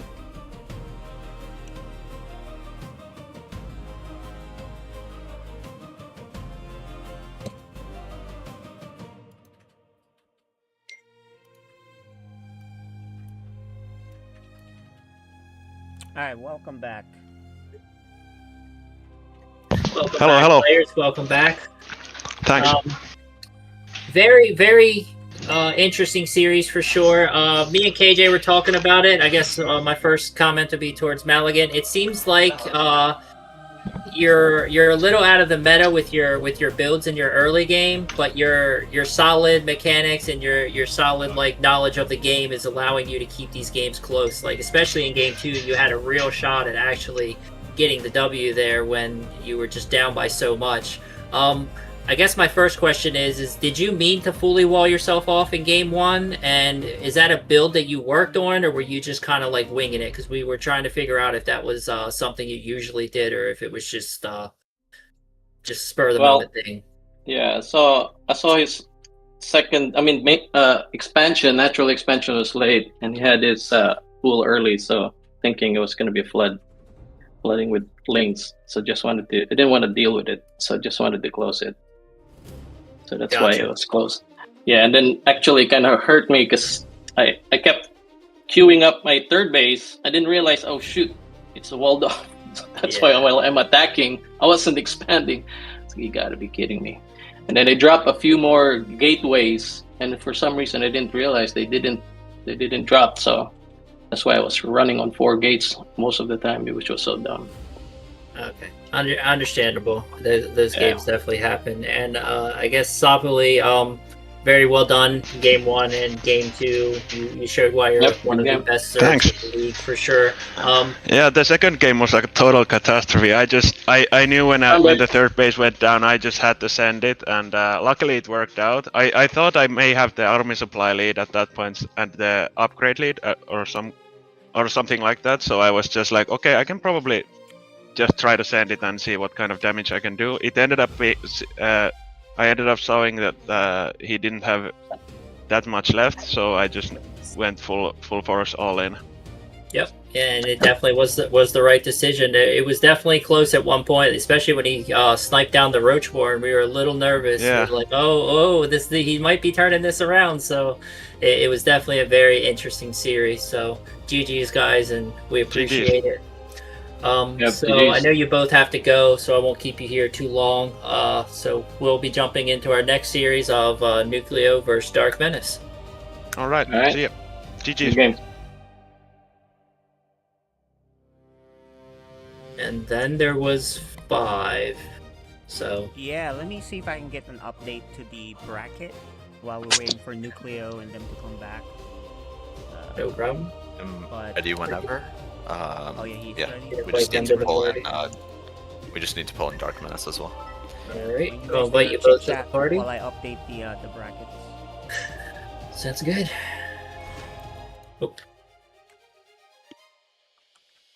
DarkMenace, NuKLeO, need freedom. Perfect.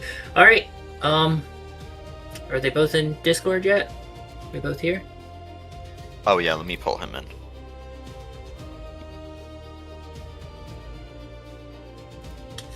All right.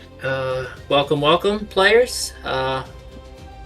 This is going to be the matchup to see who is the Group 2 winner. So this is about as high as level as we get into the FSL. Obviously, Group 1's a little bit higher, but both of these players can definitely be in the conversation of top in the league. So I guess my first comment is for you, DarkMenace. Being a player who's been in FSL for so long, you usually are one of the top. I think last individual you were the 1 seed, so I know you had a little bit of a rougher season. Have you been putting in a little bit more practice trying to get that throne back as the number 1 player, or you just been busy with school?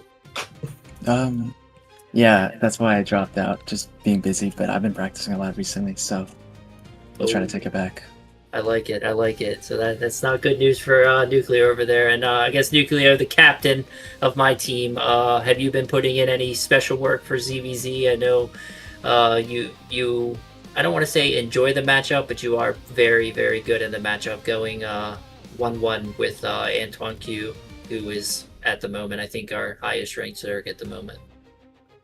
Yeah, I mean, I'm not anti-ZVZ. I enjoy it. I enjoy every matchup.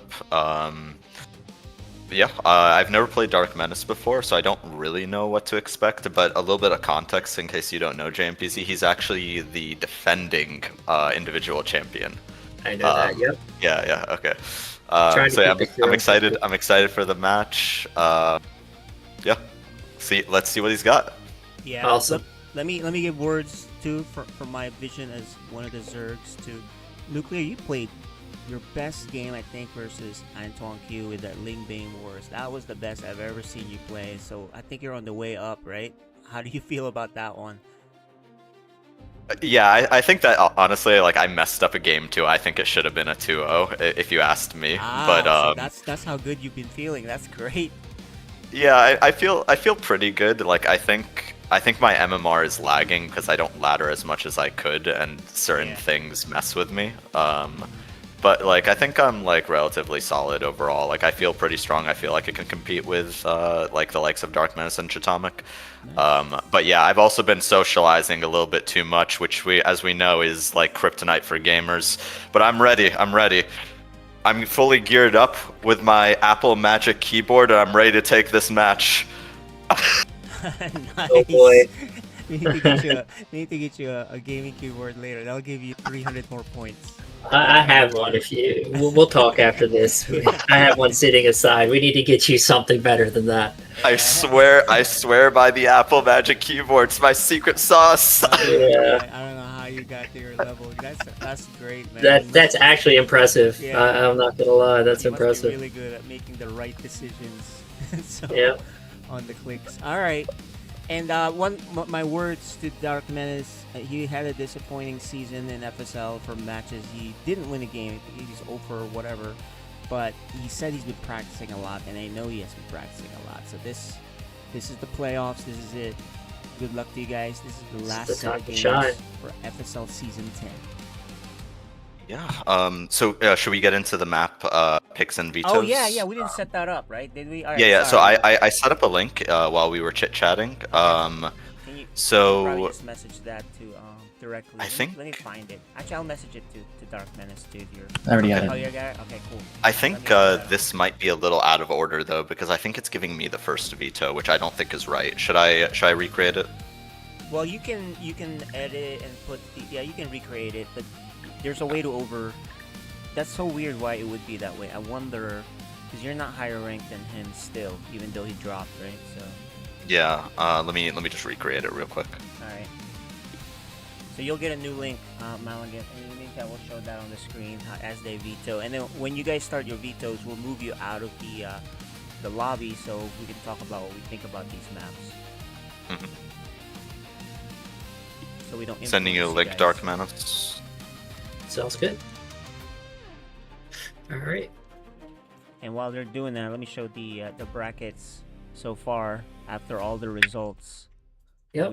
So we have 5 players left competing for that individual championship. Looking at the rankings, I believe it is our top 5 players. We did have a few upsets lower on, but as you see, DarkMenace is playing NuKLeO. The winner of that will play Sopuli, I believe. We're going to talk to our admins about that. And then you have Antoine Q against Haruz. Whoever wins that will play the winner of the Sopuli versus DarkMenace and NuKLeO series, etc., etc. And then, of course, the final boss sitting at the end, Chatomic. And I don't think anyone will say differently that Chatomic has not been the best player in Season 10 for sure. He is definitely the final boss. Yeah, this season he's been undefeated and he's beaten everybody soundly. So he's been on fire. He's waiting patiently, I'm sure. Let's show the actual rankings. You can see the current rankings. To be fair, he did drop one game to Haruz, so I gotta give Haruz credit on that. Haruz went 1-3 this season, but he did take a game off Chatomic, so that is definitely not anything to bat an eye at for sure. There you go. We're showing the stats now, so you can actually see their season record 5-1 for Chatomic. Yep, I believe Chatomic went 2-0 against Antoine Q, and then DarkMenace too. 2-0 against DarkMenace, and then 1-1 against Haruz. So Haruz is the only one to draw blood against Chatomic. Antoine Q had a rough start, going 0-2 to his buddy Chatomic. Yeah, again, vetoes are happening but now, so let me show he does pull out some really crazy prepared builds. Yep, all right, veto time it is. And what I'll do is I'll move them to their own chat now, so you can talk freely about what you think about the maps that they're selecting. What do you think? Sounds You're good. a Zerg player, so it's perfect. You know this really well. So I know DarkMenace is when he's practiced, he is very dangerous. He's very lethal, very good at multitasking. I know NuKLeO is as someone who's played him a few times, he really likes the Ling Bane Wars, and he's very good at it. So I'm curious how the Ling Bane Wars transition into the Roach Wars. I do think we're going to see a lot of Ling Bane early, and who will have the lead going into the Roach transitions. That's going to be the big, I say, key to victory for this series. Yeah. Looks like NuKLeO's up first. I hope he knows. They already made the picks. Perfect. Okay. The Good. first two anyway. All right. So the two first maps out, Mothership and Celestial Enclave. Not a shocker at all. I veto these two maps almost instantly as well. No one really likes that pocket base worker walk shenanigans, and then Mothership. I always call it the coin flip map because you don't know where your opponent's going to spawn, unlike the other maps. Ruby Rock is out. Amygdala is now gone. So looking at who banned what, let's see what came out now. Taito, Citadel came out. I have a feeling we're gonna see Tourmaline. I think we might see. What do you think about these two players, by the way? I mean, the way the matchup is. I think it's again going to come down to the Ling Bane micro. I think whoever does better in that is obviously going to be favored. I know DarkMenace was a little out of practice, but when you saw his moments of brilliance, even being behind, was really impressive in those games. So if he has cleaned up his early game, NuKLeO is definitely going to have his hands full. What do you think? The score would be. But before you answer that question, I'll tell you, you're not looking at the same DarkMenace. He has been practicing, not the season DM. So if we're seeing the same DarkMenace, I'm sorry, Captain. Or if we're not seeing the same DarkMenace, I'm sorry, Captain NuKLeO. But I'm going to take DarkMenace 2-1. I think NuKLeO gets a game where his Ling Bane control just happened to be a little bit better, and I think DarkMenace will take the series, though. Got it. And for me, the last time I said 2-0. It ended up being a 2-1. So, and I'll pick the same player to take it. Okay. Yeah, I definitely think when you look at like favorites, if DarkMenace is practiced, he has a little bit of a higher ceiling at the moment than NuKLeO. Not that NuKLeO is a bad player by any means, but DarkMenace is a very, very good player when he is on. Cool. Well, now we have our maps. They selected. Game 1 is on 1,000 feet. Game 2 is on Old Republic. And if we get to Game 3, Tourmaline. So go ahead and make the maps. In the meantime, I will again show the rankings. This is number 6 versus 5. But it's very deep in our playoffs now. There's really only like 3 or 4 matches left. So. Alright. Lobby is being created. NuKLeO. All right.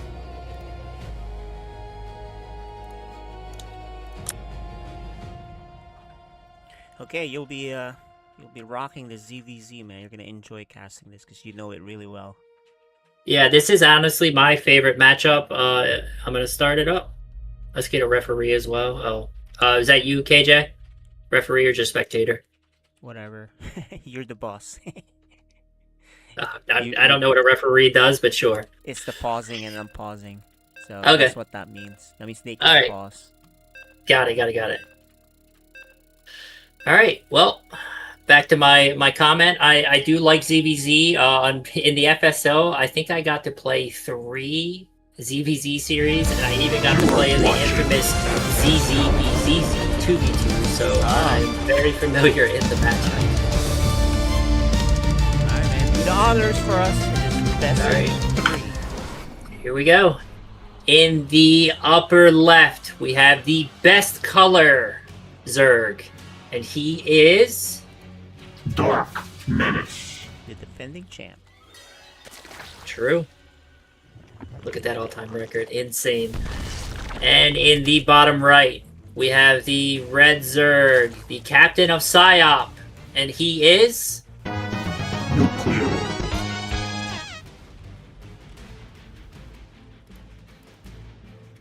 Alright, I've really enjoyed this season getting to know NuKLeO. When I was playing later, I think like season 7, I don't believe he was around. So me and him have definitely hit it off and had a lot of fun conversations and games together. He is a very good guy in for the community.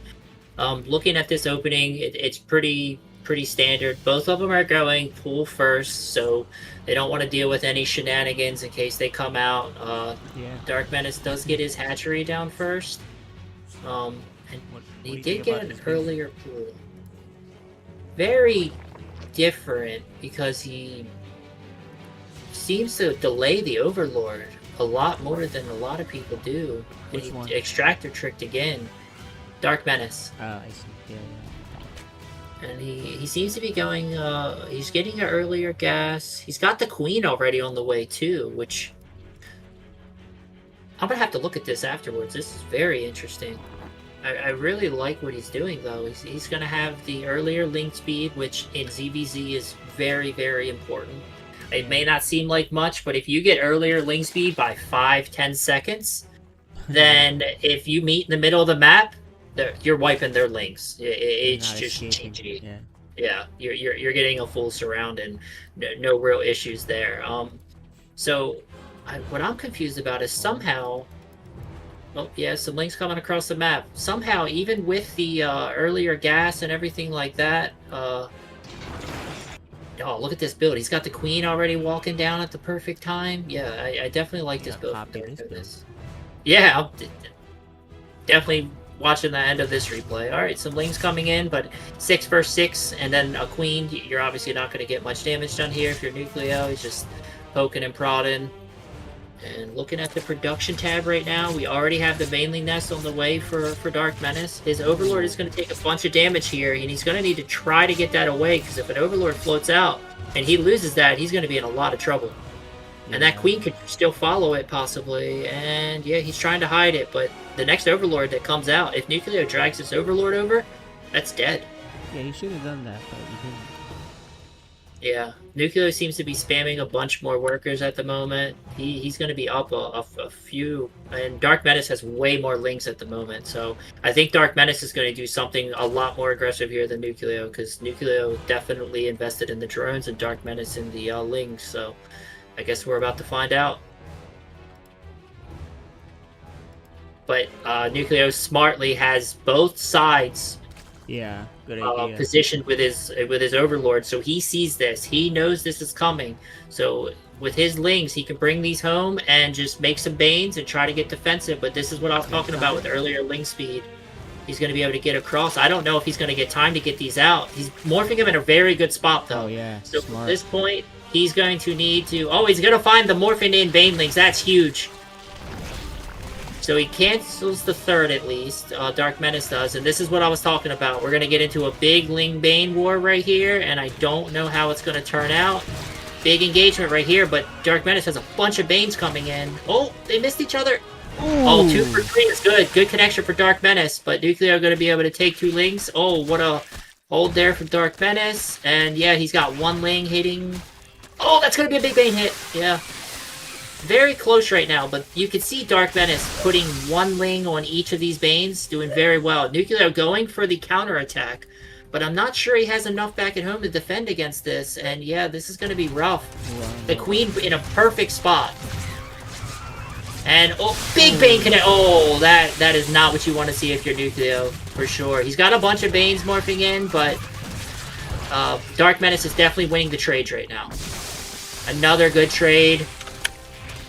And yeah, another one, and yeah, the Roach Warren's down, but I don't think he's going to even have time to use it, because DarkMenace is droning behind. So this aggression does have a stopping point very soon, but yeah, he has done the damage. Yeah, getting the Queen kills is huge. That'll prevent the larva from coming out, and oh yeah, another Baneling connection, and yeah, the thing is he's getting all this damage done, and he's droning behind. So he's going to have a massive drone lead. He's up 12 drones. He killed the Roach Warren. That's 150 minerals gone. Again, pulling the Ling out to kill the Bane. This is just textbook DarkMenace control. Yeah, this is the DarkMenace I was talking about, and I thought I was going to see during the season over and over again, and I'm glad to see it, because when he plays like this, he is just I don't know the word, but we'll just say demon because he is very, very good. He is a That's a good word. demon. Yeah, he is very scary to go up against. Okay, we're gonna keep at it. Yep, and it looks like DarkMenace already has his third on the way. He is going to get this Overlord sniped, so NuKLeO got the supply block there, but again, one connection, not doing too much, and NuKLeO's trying to transition out, but again, these Link Bane run-bys, and yeah, NuKLeO likes these run-bys. He's going to be able to find the third. I wonder if DarkMenace... Oh, wait, no, he's going into the natural. I wonder if DarkMenace is going to be able to make enough to defend this. Because on his production tab, he doesn't have any army there. But at the same time, he's going to be able to come in here. Oh, good trade for NuKLeO there. Oh, and yeah, he killed everything off on that side. He's already got his third. He's got his lair coming down, so... NuKLeO trying to hold on, but DarkMenace has definitely been getting the better of the trades. You can see that in the supply, and you can see that how much he's up on the tech. It's some micro wars, man. Yeah, this is the Ling Bane wars that, as a high-level Zerg, you need to be able to deal with. If you're gonna pull this type of game, you know what's gonna happen. You better be confident. Yep. And I like the fact that DarkMenace, I don't believe he has... Yeah, he hasn't dropped the Roach Warren yet because he doesn't see a reason to. He's winning the Ling Bane wars, so just keep winning on the Ling Bane front, and yeah, it's just allowing him to just pull further and further ahead. And the Spire on the way. This is not good news for NuKLeO when these Mutalisks get on the map. NuKLeO going for his third, so I think DarkMenace is going to try to prevent that from going down. But yeah, he's just so far ahead at the moment. And still the pressure. Yeah, 11 workers up. Like, NuKLeO was up like 9 in the beginning, but because of the damage that... and a Baneling on 1, yeah. I don't think he's... And this is a good run by, though. This is going to do some damage. But he still doesn't know about the Spire. That's the thing I'm... Oh, that's a big Bane connection. Another Bane connection. Ooh, okay, good one. That was a very good one for NuKLeO there. But he might lose his Queen again. And DarkMenace's third's taking a lot of damage here. He did lose another Queen. DarkMenace has been relentless killing these Queens. And he's just stacking up the minerals and gas for these mutas. As soon as this Spire finishes, it's going to be so rough for NuKLeO because he does not have the Queen count to deal with this. He only has 1 Queen and he has 3 bases. So, and there's 7 mutas on the production tab. Yeah, Doesn't have a Hydra Den. One, man. Non-stop action. Yeah. Every, from the beginning. Yep, and here comes the... Oh, good Bane connection. Oh, trying to get the Queen, but oh my god, another massive Bane connection. The Queen might survive. Nope, he gets the Queen. Very good kill there for sure for NuKLeO, but yeah, he's just... When these mutas show up, he's going to be in a world of hurt. And he's got the roaches out. I wonder when he sees them now. I know NuKLeO is probably like, oh, I'm in a lot of trouble. He sees these mutas coming out. He has not been able to drop any spores. He's trying to make some queens, but he's going to get infinitely supply blocked. Look at these mutas. They are clearing all of these overlords. This is going to be so expensive. Yeah. NuKLeO's going to be at like 28 supply for his overlords. Like, he's at 42 right now. He's just having to hold down that button. He is dropping spores in every base, which is good. But I just don't see a world where he's going to be able to hold this third base. And here comes some of the Banelings, and he's going to micro away with the Lings, and yeah, he's just going to kill all of them, morph in some of his own Banes, and yeah, it's going to be very hard for NuKLeO to hold his third. And this is enough mutas that they can actually contest the Queens. So as long as he doesn't fight into spores, he will kill this, and yeah, I mean, he can even contest the spores. He's got the Lings coming to kill it. He's going to be on top of this natural base, and yeah, we're seeing a GG here. What a game from DarkMenace. That is a very scary game. Can I change my score prediction? Yeah. Yeah, very, very impressive by DarkMenace. That was a clinic. See, like, the army supply was staying relatively even, but when you look at, like, I guess right around the 5-minute mark is where the resource collection rate just changed a bunch. I know Tourmaline's map 3. What's map 2? Map 2 is Old Republic. Alrighty. NuKLeO's gonna want to bring this back so we get our third map, Tourmaline. But We'll see. Yeah, he's definitely gonna have to. I would say maybe stay a little bit longer into the Ling Bane and try not to get that Roach Warren out as early as he did. Yeah, he looked decent, maybe though, some for better at Bane times connection. there. It's just that he traded too many, single Banelings for one Ling, right? And so it's just a little bit of better micro there. I think he'll start to even out and or get the edge. But it was tough. I mean, there's action everywhere. Alrighty.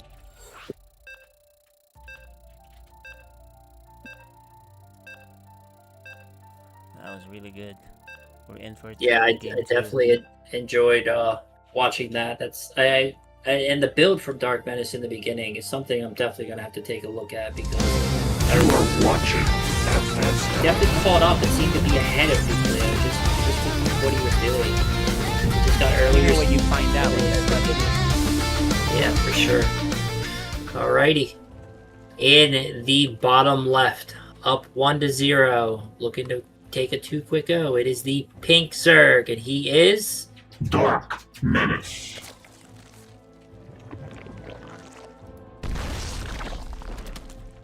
And in the upper right, we have the red Zerg, the captain of PsyOp, trying to come back, and he is NuKLeO.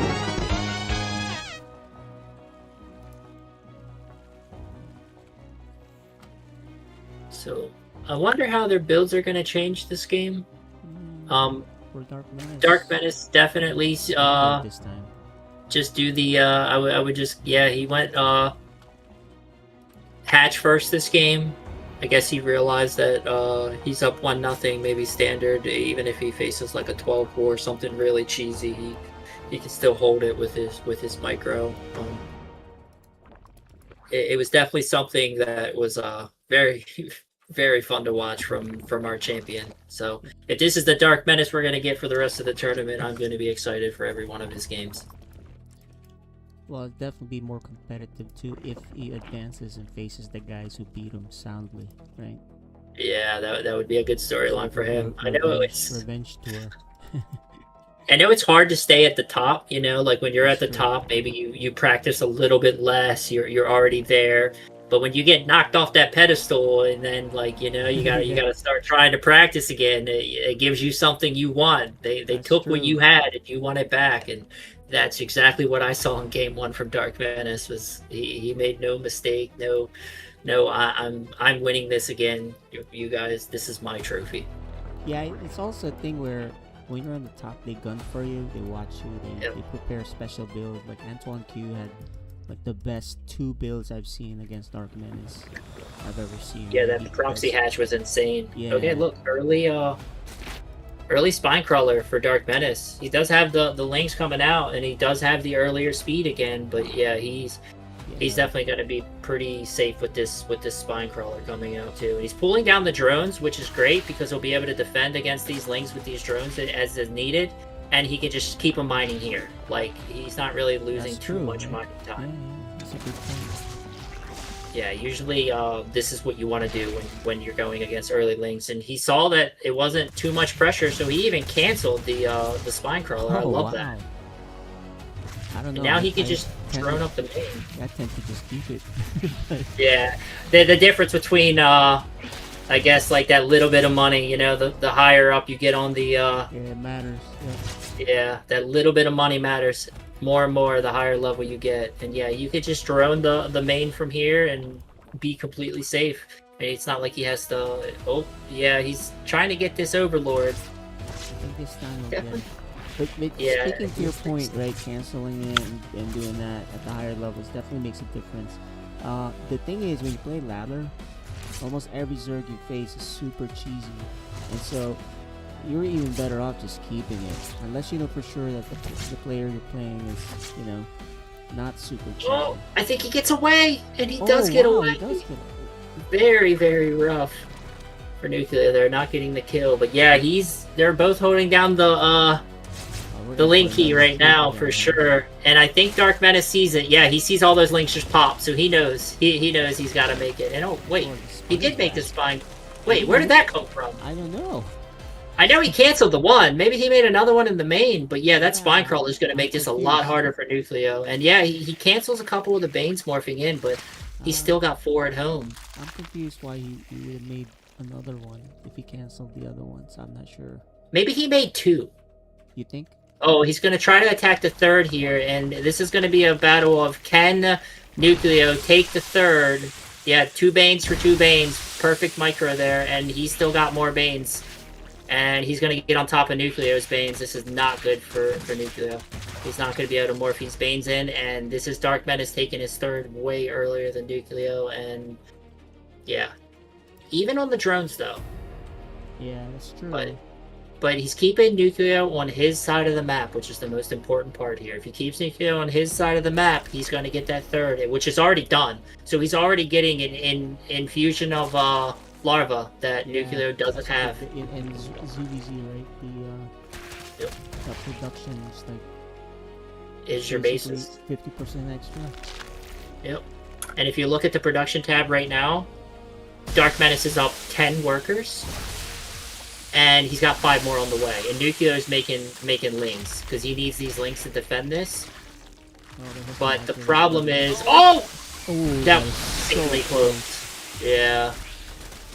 A manual detonation. Oh, wait, no! Oh, that's a good Baneling connection for DarkMenace. Does he get the cancel on this base? I don't think he gets it, but yeah, these are very good bait trades. Oh, he's got the 3rd. That's why he wasn't looking at that, because the other side does get that. Very well done for NuKLeO. I didn't see it, but yeah. I was going to say, like, why is he not... I'm like, oh, that's why. This actually brings him back in the game.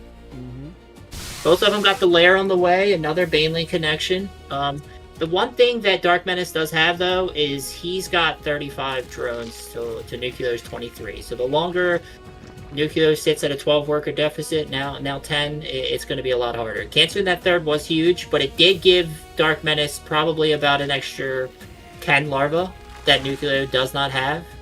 And yeah, that can definitely make it rough. This is... Oh, that Baneling. So close. Oh.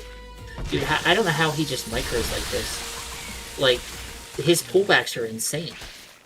Well, this is really hard. This is a real skill check too. Like if he... Oh, he got a surround, and oh, that's another one. Yeah, he's gonna get this 3rd canceled. He sees the roaches now, but I don't care. He's gonna be able to kill this 3rd and run out of here. And again, it's the same thing. NuKLeO did get the roaches, and that one gets surrounded. Oh, he's running in here into the natural though. Will he be able to kill this? I don't think so. The queen with the micro, everything survived, and he gets the yeah. The fact, and here we go again. He's gonna get the Spire, and NuKLeO's not gonna have an answer for this. He's trying to drop his 3rd again, but yeah, this is going to be another rough one for him. Because even though they're pretty even, DarkMenace is sitting on 1,100 minerals. So when he gets this 3rd base up, he can even go for maybe a macro hatch in his main just to get another inject of larva and just stay. Or several queens. Yep. Yeah, queens would be huge, but oh, okay, good micro by NuKLeO. That was very scary. Yeah, dude, I always get scared walking through those bushes, because when you walk through those bushes, you never know. Like, look at this. He pulled the exact correct. Oh, well, almost. He pulled the exact number of like lings to just kill that in a perfect way. And oh no, this is rough. Oh, okay, good. He sees it. He moved them away. You got this is ZVZ, man.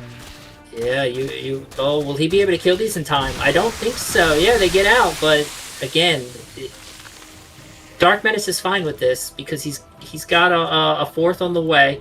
He's got the Spire done, and here come the mutas again. And if you look around the map, I see 6 Overlords that DarkMenace is going to be able to snipe off again. And then he's also not going to have any answer for these. These mutas are just going to take total map control. And he sees these roaches. Yeah.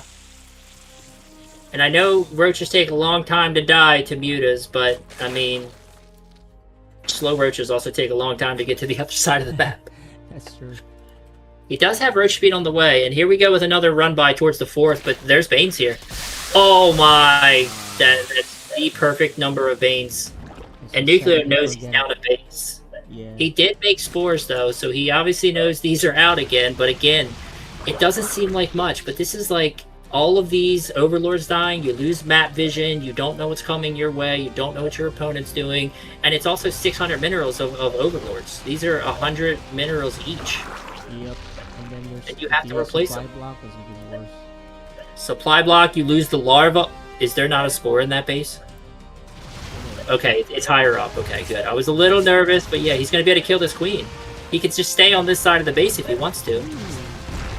Good micro.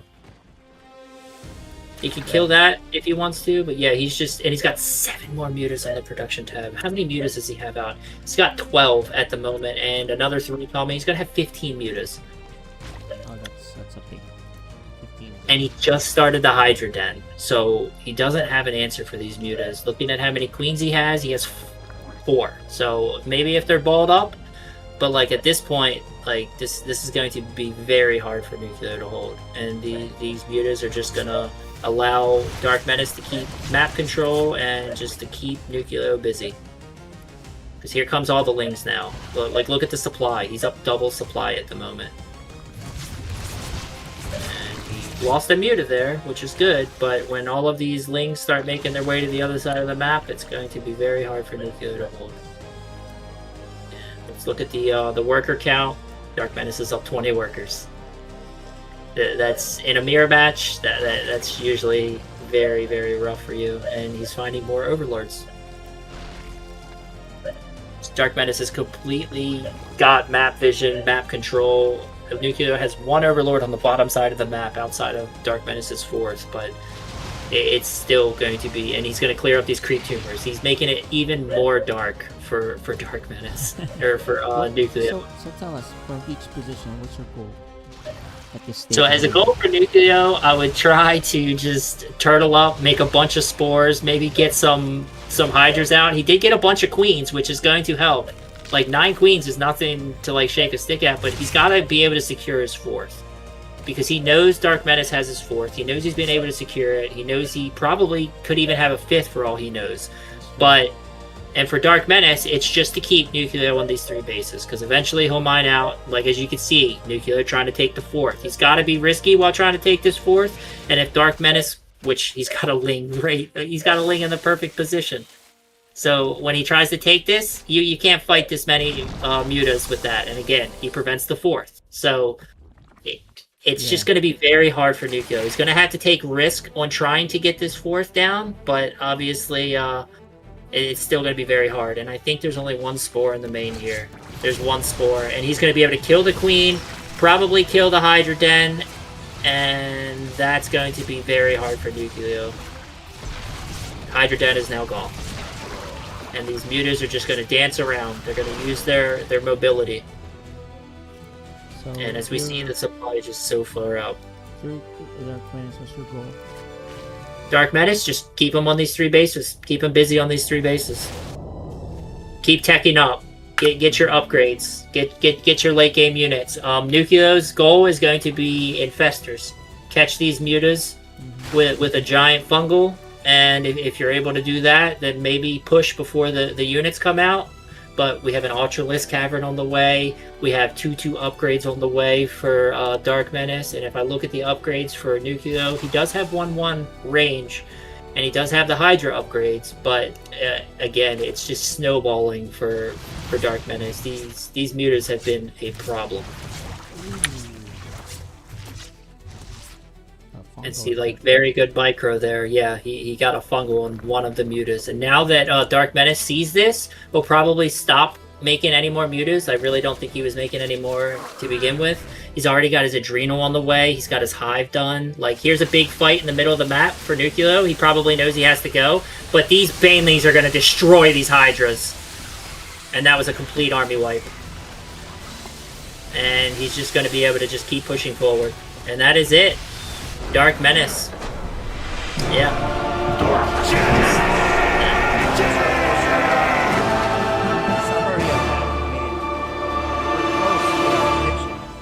Yeah, DarkMenace is back. That's my summary. Ah, I see. That is my summary indeed. We did not see that DarkMenace during the season. Absolutely not. Alright, let's bring him back in here. To NuKLeO's credit, though, he did have a lot of decent Baneling connections and link, like, like that Ling run by at the third in game 2 was impressive. We didn't even see it. We were just so busy looking at the other side. Back in and give him the kudos. Yeah. GG's players. GG's. I want to say very, very good ZVZ to see. Definitely some fun Ling Bane Wars. That game 1 was just nothing but action-packed Ling Bane Wars. Just seemed like DarkMenace had a few better connections. And then game 2, NuKLeO, you did a very good run by at the third, killing that. We even missed it as the casters. We were so busy focusing on your side of the map, and we just look up and like, oh, DarkMenace's third base is just dead. So you definitely were able to do your patented run by style, but I think the muter control from DarkMenace and the map control was just a little too much. Yeah, mutas are pretty good in ZVZ. Usually I can get away with, at least in my games, like playing defensively, droning up, making additional queens and stuff like that. But like in that first game, I just took too much damage. The second game, I'm not sure if I took a lot of damage. I did lose the third at one point, which I think was a pretty big loss. And having to rebuild it, I think, really set me behind. But yeah, like, it just afforded DarkMenace so much map control, and I had to sit back for quite a long time. Yep, and I guess DarkMenace, I definitely saw some differences from you. You definitely seem to be practicing more and stuff like that. I'm a little curious about your build in game 1. You're like I have to watch the replay to see exactly what you did. Is there a reason you go for that like kind of build? Like, does it put you ahead faster? You just seem to be quicker on the gas and the Ling speed and the Banelings. I guess that's the reason you do that build, I'm guessing. I wouldn't say it would put me ahead. I feel like in a standard game, it would put me a bit behind. But I feel like I would do better in a normal game, so I'm most worried about a quick timing, cheese, etc. Okay. It makes sense. I guess, yeah, that was definitely some high-level ZVZ that I wouldn't have made it that far. So definitely kudos to NuKLeO for holding on, and the Ling Bane Wars were definitely interesting to watch. You guys seem to be very good at running one Ling into Banes and stuff like that. Just stuff you don't see at the lower tier play. So kudos to both of you for the amazing micro. Yeah, that was some really good Ling Bane fights, DarkMenace. You've definitely shown why you are the reigning champ. Yeah. We were talking about that. I said sometimes it's hard to be, at the top. Maybe you practice a little bit less. Everyone's gunning for you, as KJ said. But when you get knocked off that pedestal, you want to get it back. And I think that's what we saw in this series. At DarkMenace, you seem very, very polished. And yeah, GG's for sure. GG. So let's look at the brackets really quick. Great. That leaves us with 4 people left, I believe. I think we're gonna have possibly DarkMenace against Sopuli. I'm not sure. We're gonna talk to our admins about that. Yeah, and then Haruz and Antoine's not Antoine available too. for Haruz either, but we scheduled that for later. If you look at the old schedule, just to kind of show that on the board, right? The plan was the Antoine Q Haruz match will be played if there was time. Right? Yep. But we didn't even get there. The problem right now we have is the match 6, which is Sopuli versus DarkMenace. So, what do you guys think? Personally, I think that would leave us with what? I guess how many 4 matches next week? Yeah, we'll have to do 4 matches next week. Because I'd rather see them play than not play. I think Sopuli deserves it. I know it may seem like unfortunate that we didn't get through all of this, but I think when we have 4 players left, whatever allows all of them to play, I vote for. Or 5 players left. I would like to just see everyone play. I think they all deserved it. And yeah, especially at this level where it's really the top of the top. You want the best of the best. Yeah. And accommodate that. What do you think, NuKLeO? Completely. I think only having 3 matches would lead to a pretty short broadcast, so why don't we just save the 4th one for next week as well? Cool. Yep. Yeah, they'll get them a chance to prepare. They've seen your ZVZ, so that'll be really good next week. All right, so I said, that'll be next week on a Saturday. Let's show that again. So it'll be Sopuli versus DarkMenace, then Antoine Q versus Haruz, And then the winners sitting of at the those top, play. yeah, and then the and then sitting up top is Chatomic. Chatomic. So that'll Yep. be since it's the finals, the challenger can pick either it's a best of 5 or best of 7, but it has to be at least a best of 5 given it's the championship. For sure, I think those players definitely deserve a Yeah. All right. best of Well, 5 at least. sounds And fantastic. I know, like, again, back to the point, this is the FSL, so let's make it fun, and that's why I think this decision moving forward is what's best. Yeah, and I see some Masters borders there for you on the thing, code 8champ. That's fake. It's that's fake fake, Masters. okay. How about- I did hit 3,600 though. My goal was 35, so to hit 36, I'm pretty happy. I just ordered my new computer, so I'm actually, after the stream ends, I'm gonna go pick it up, and You're like, I'm "Forget hoping to this." push for You ordered 37. one right away.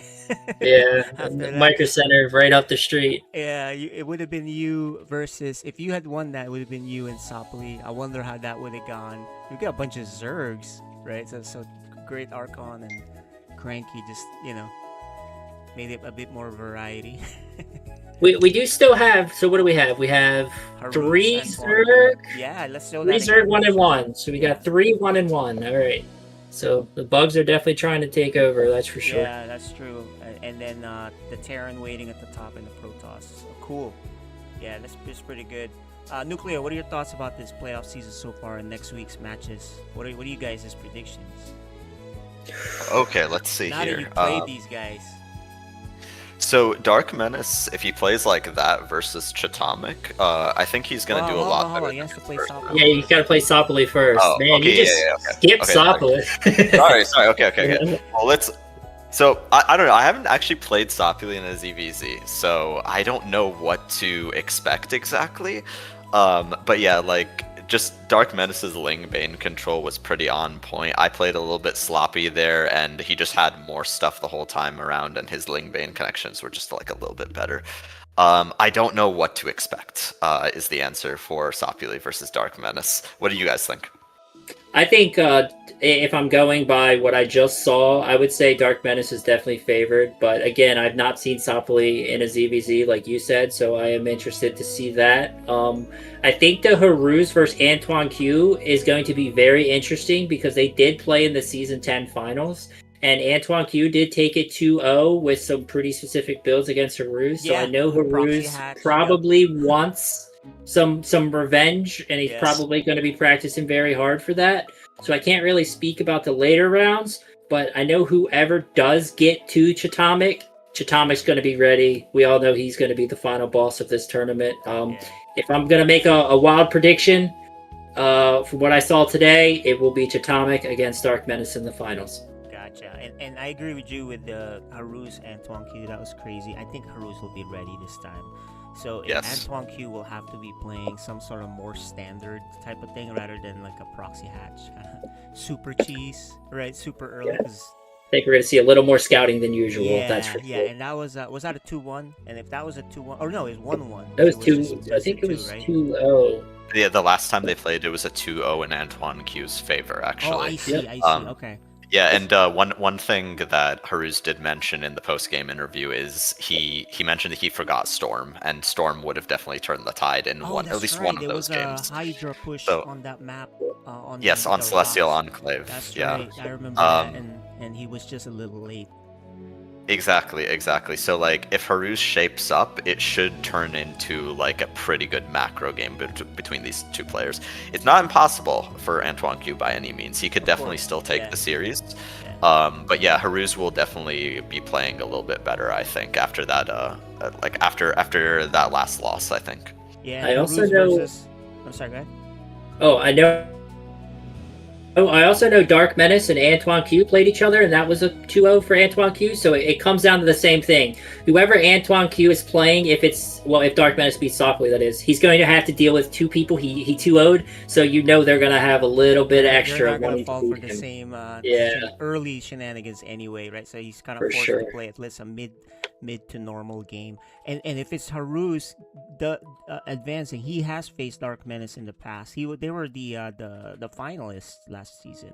Yep. So I know he wants revenge there. And then Sopuli, who knows, right? Sopuli, Very good we don't story. really know because Sopuli, and then Antoine Q, we don't really know. He's a sniper, right? Yep. Yeah. There It's you going to go. be a So this very should be interesting cool. finals day. Yeah, it's going to be a very, very high level of StarCraft. It's That'll be always next fun Saturday. to see the high levels for Yep, sure. that'll be So Saturday, and the looking 25th. forward to that. I think NuKLeO, you're not around for that, right? That Saturday, no, I won't be around. But yeah, like I will definitely check out the VODs, and yeah, should be a great, should be some great matches. I will be here. I wouldn't miss you'll it. be the I'm caster definitely there, looking JMPZ, forward.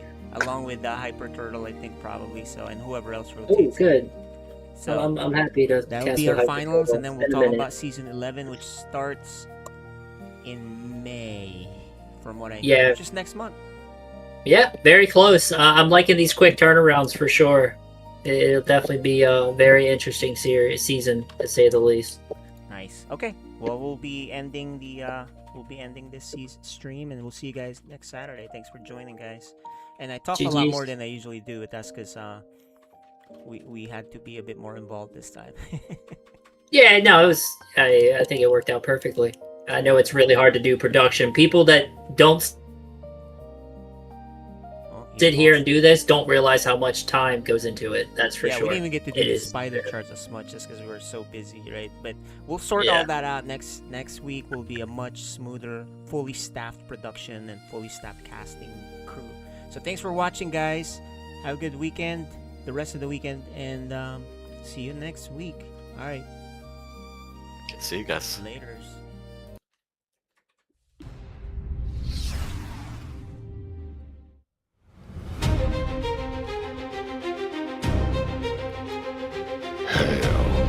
It's about time. We are taking it up a notch. Great. Yeah. That's the thing. Yep. They got you. So uh, It's up.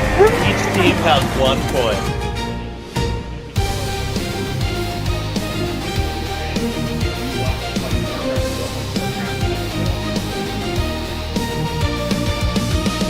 Oh, my slide! Oh, 10 workers still down. Mine on the I natural. like the idea. That is a very saturated mineral line. Oh, but it hits the overlord. Overlord. Oh. Alright, there we go. Yes, I've been practicing with those for the last week.